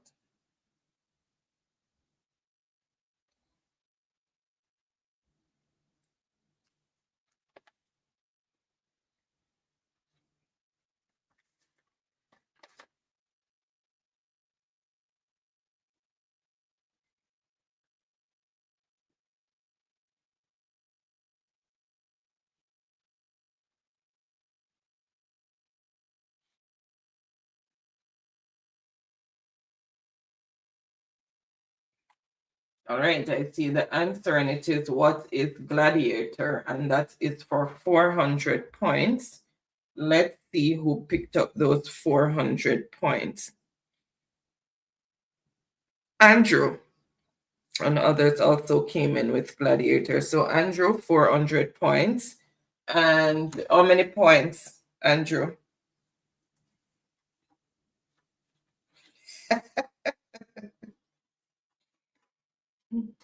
$300. Name the movie. Oh, hush, PCA, Wi-Fi slow up, hush.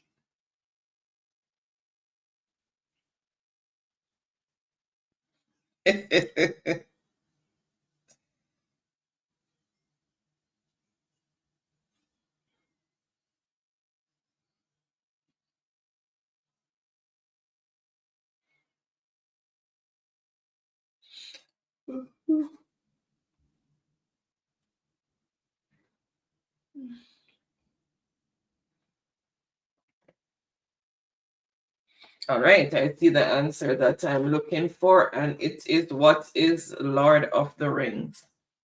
All right, and that is for 300 points. So let's see who picked up those 300 points. Andrew, 300 points. Okay, 2 left.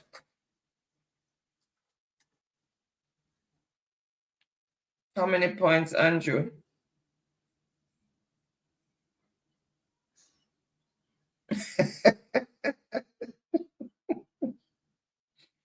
$200. Name the movie.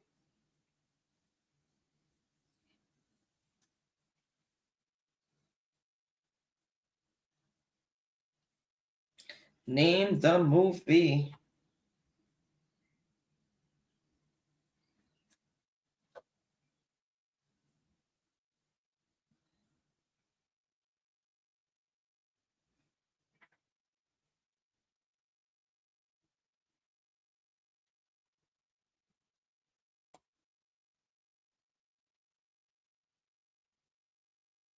All right, I see the answer that I am looking for, and it is Patrick Swayze in Dirty Dancing, not the Ghost. Ghost was with Whoopi Goldberg. Right, and that is for 200 points. Let's see who picked up those 200 points. Truck Life. Others also came in with What is Dirty Dancing. All right, so we are down to just 100. So I'm just going to reveal that everybody run out. Don't cause any stampede now. Run out safely.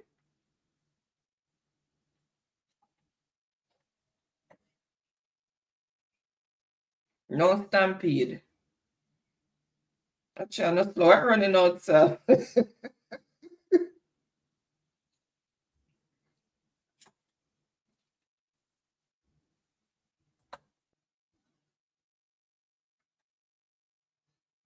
Right, and I see the answer that I am looking for, and it is What is the Matrix? All right, and that is for 100 points. Let's see who picked up those 100 points. Truck Life, 100 points. Others also came in with Matrix. And that is the end of that. The board is empty, so let me just stop sharing. Right, guys, so thank you so much for everyone who participated in the game, and congratulations to all the winners. All right. Congratulations to those who participated, and congratulations to everyone who made the board. Now let's hear the score from the scorekeeper. Wonderful game played, right? Andrew began the scoreboard with 800 points. In fourth place, PCA with 1,000 points. Maxine, well, PC and Maxine tied at 1,000 points. Nia, this is the first time I'm seeing Nia. No, Nia was here last week. Oh, 16. Yeah, 1,600 points. She's good. Mm-hmm. And Truck Life take the night away with 4,300, having Nia in second place. All right. So, Maxine, I don't think I have a number for Maxine, and I don't have a number for PCA. So Maxine and PCA, what you are going to do, the numbers streaming across the screen, the WhatsApp number, but I need you to write down that number, and you are going to message me with the number, the phone number that you want the credit sent to, and then you're going to indicate whether it is Digicel or Flow. The provider is very important, or else I will not be able to send you the credit. So when you send the number, and it has to be a Jamaican number, so if you're not in Jamaica, you can donate the credit to someone who you want to have it, right? So message me on WhatsApp and say whether Digicel or Flow, right? So again, congratulations and thank you so much, each and everyone. Really appreciate each and every one of you, and welcome to all the new subscribers. Welcome to the Mystic family, and also remember that her membership is still active if anyone wants to join. And a big shout out and big up to all our channel members. Really appreciate really appreciate the extra support to the channel. All right, so reach too late. All right, so we are going to wish everyone a wonderful and blessed weekend, and I'm gonna say keep safe on the gravel until next week, and keep tuned into all the other channels that are preaching the message for good governance and for a better and brighter Jamaica for all of us and for our generations to come. Donmel is reminding of Reason with Rattigan tomorrow, 2 p.m. Jamaica time and 3 p.m. New York time, and then we will be back on Tuesday. So again, bless up. Thank you so much, Ron says. Great show, blessings and love. Thank you. To the team and the crew. Thank you so much. Really appreciate each and every one, and one brotherly love and sisterly love to everyone. So keep safe and safe travel on the gravel until we meet again. Have a wonderful weekend. Have a wonderful weekend.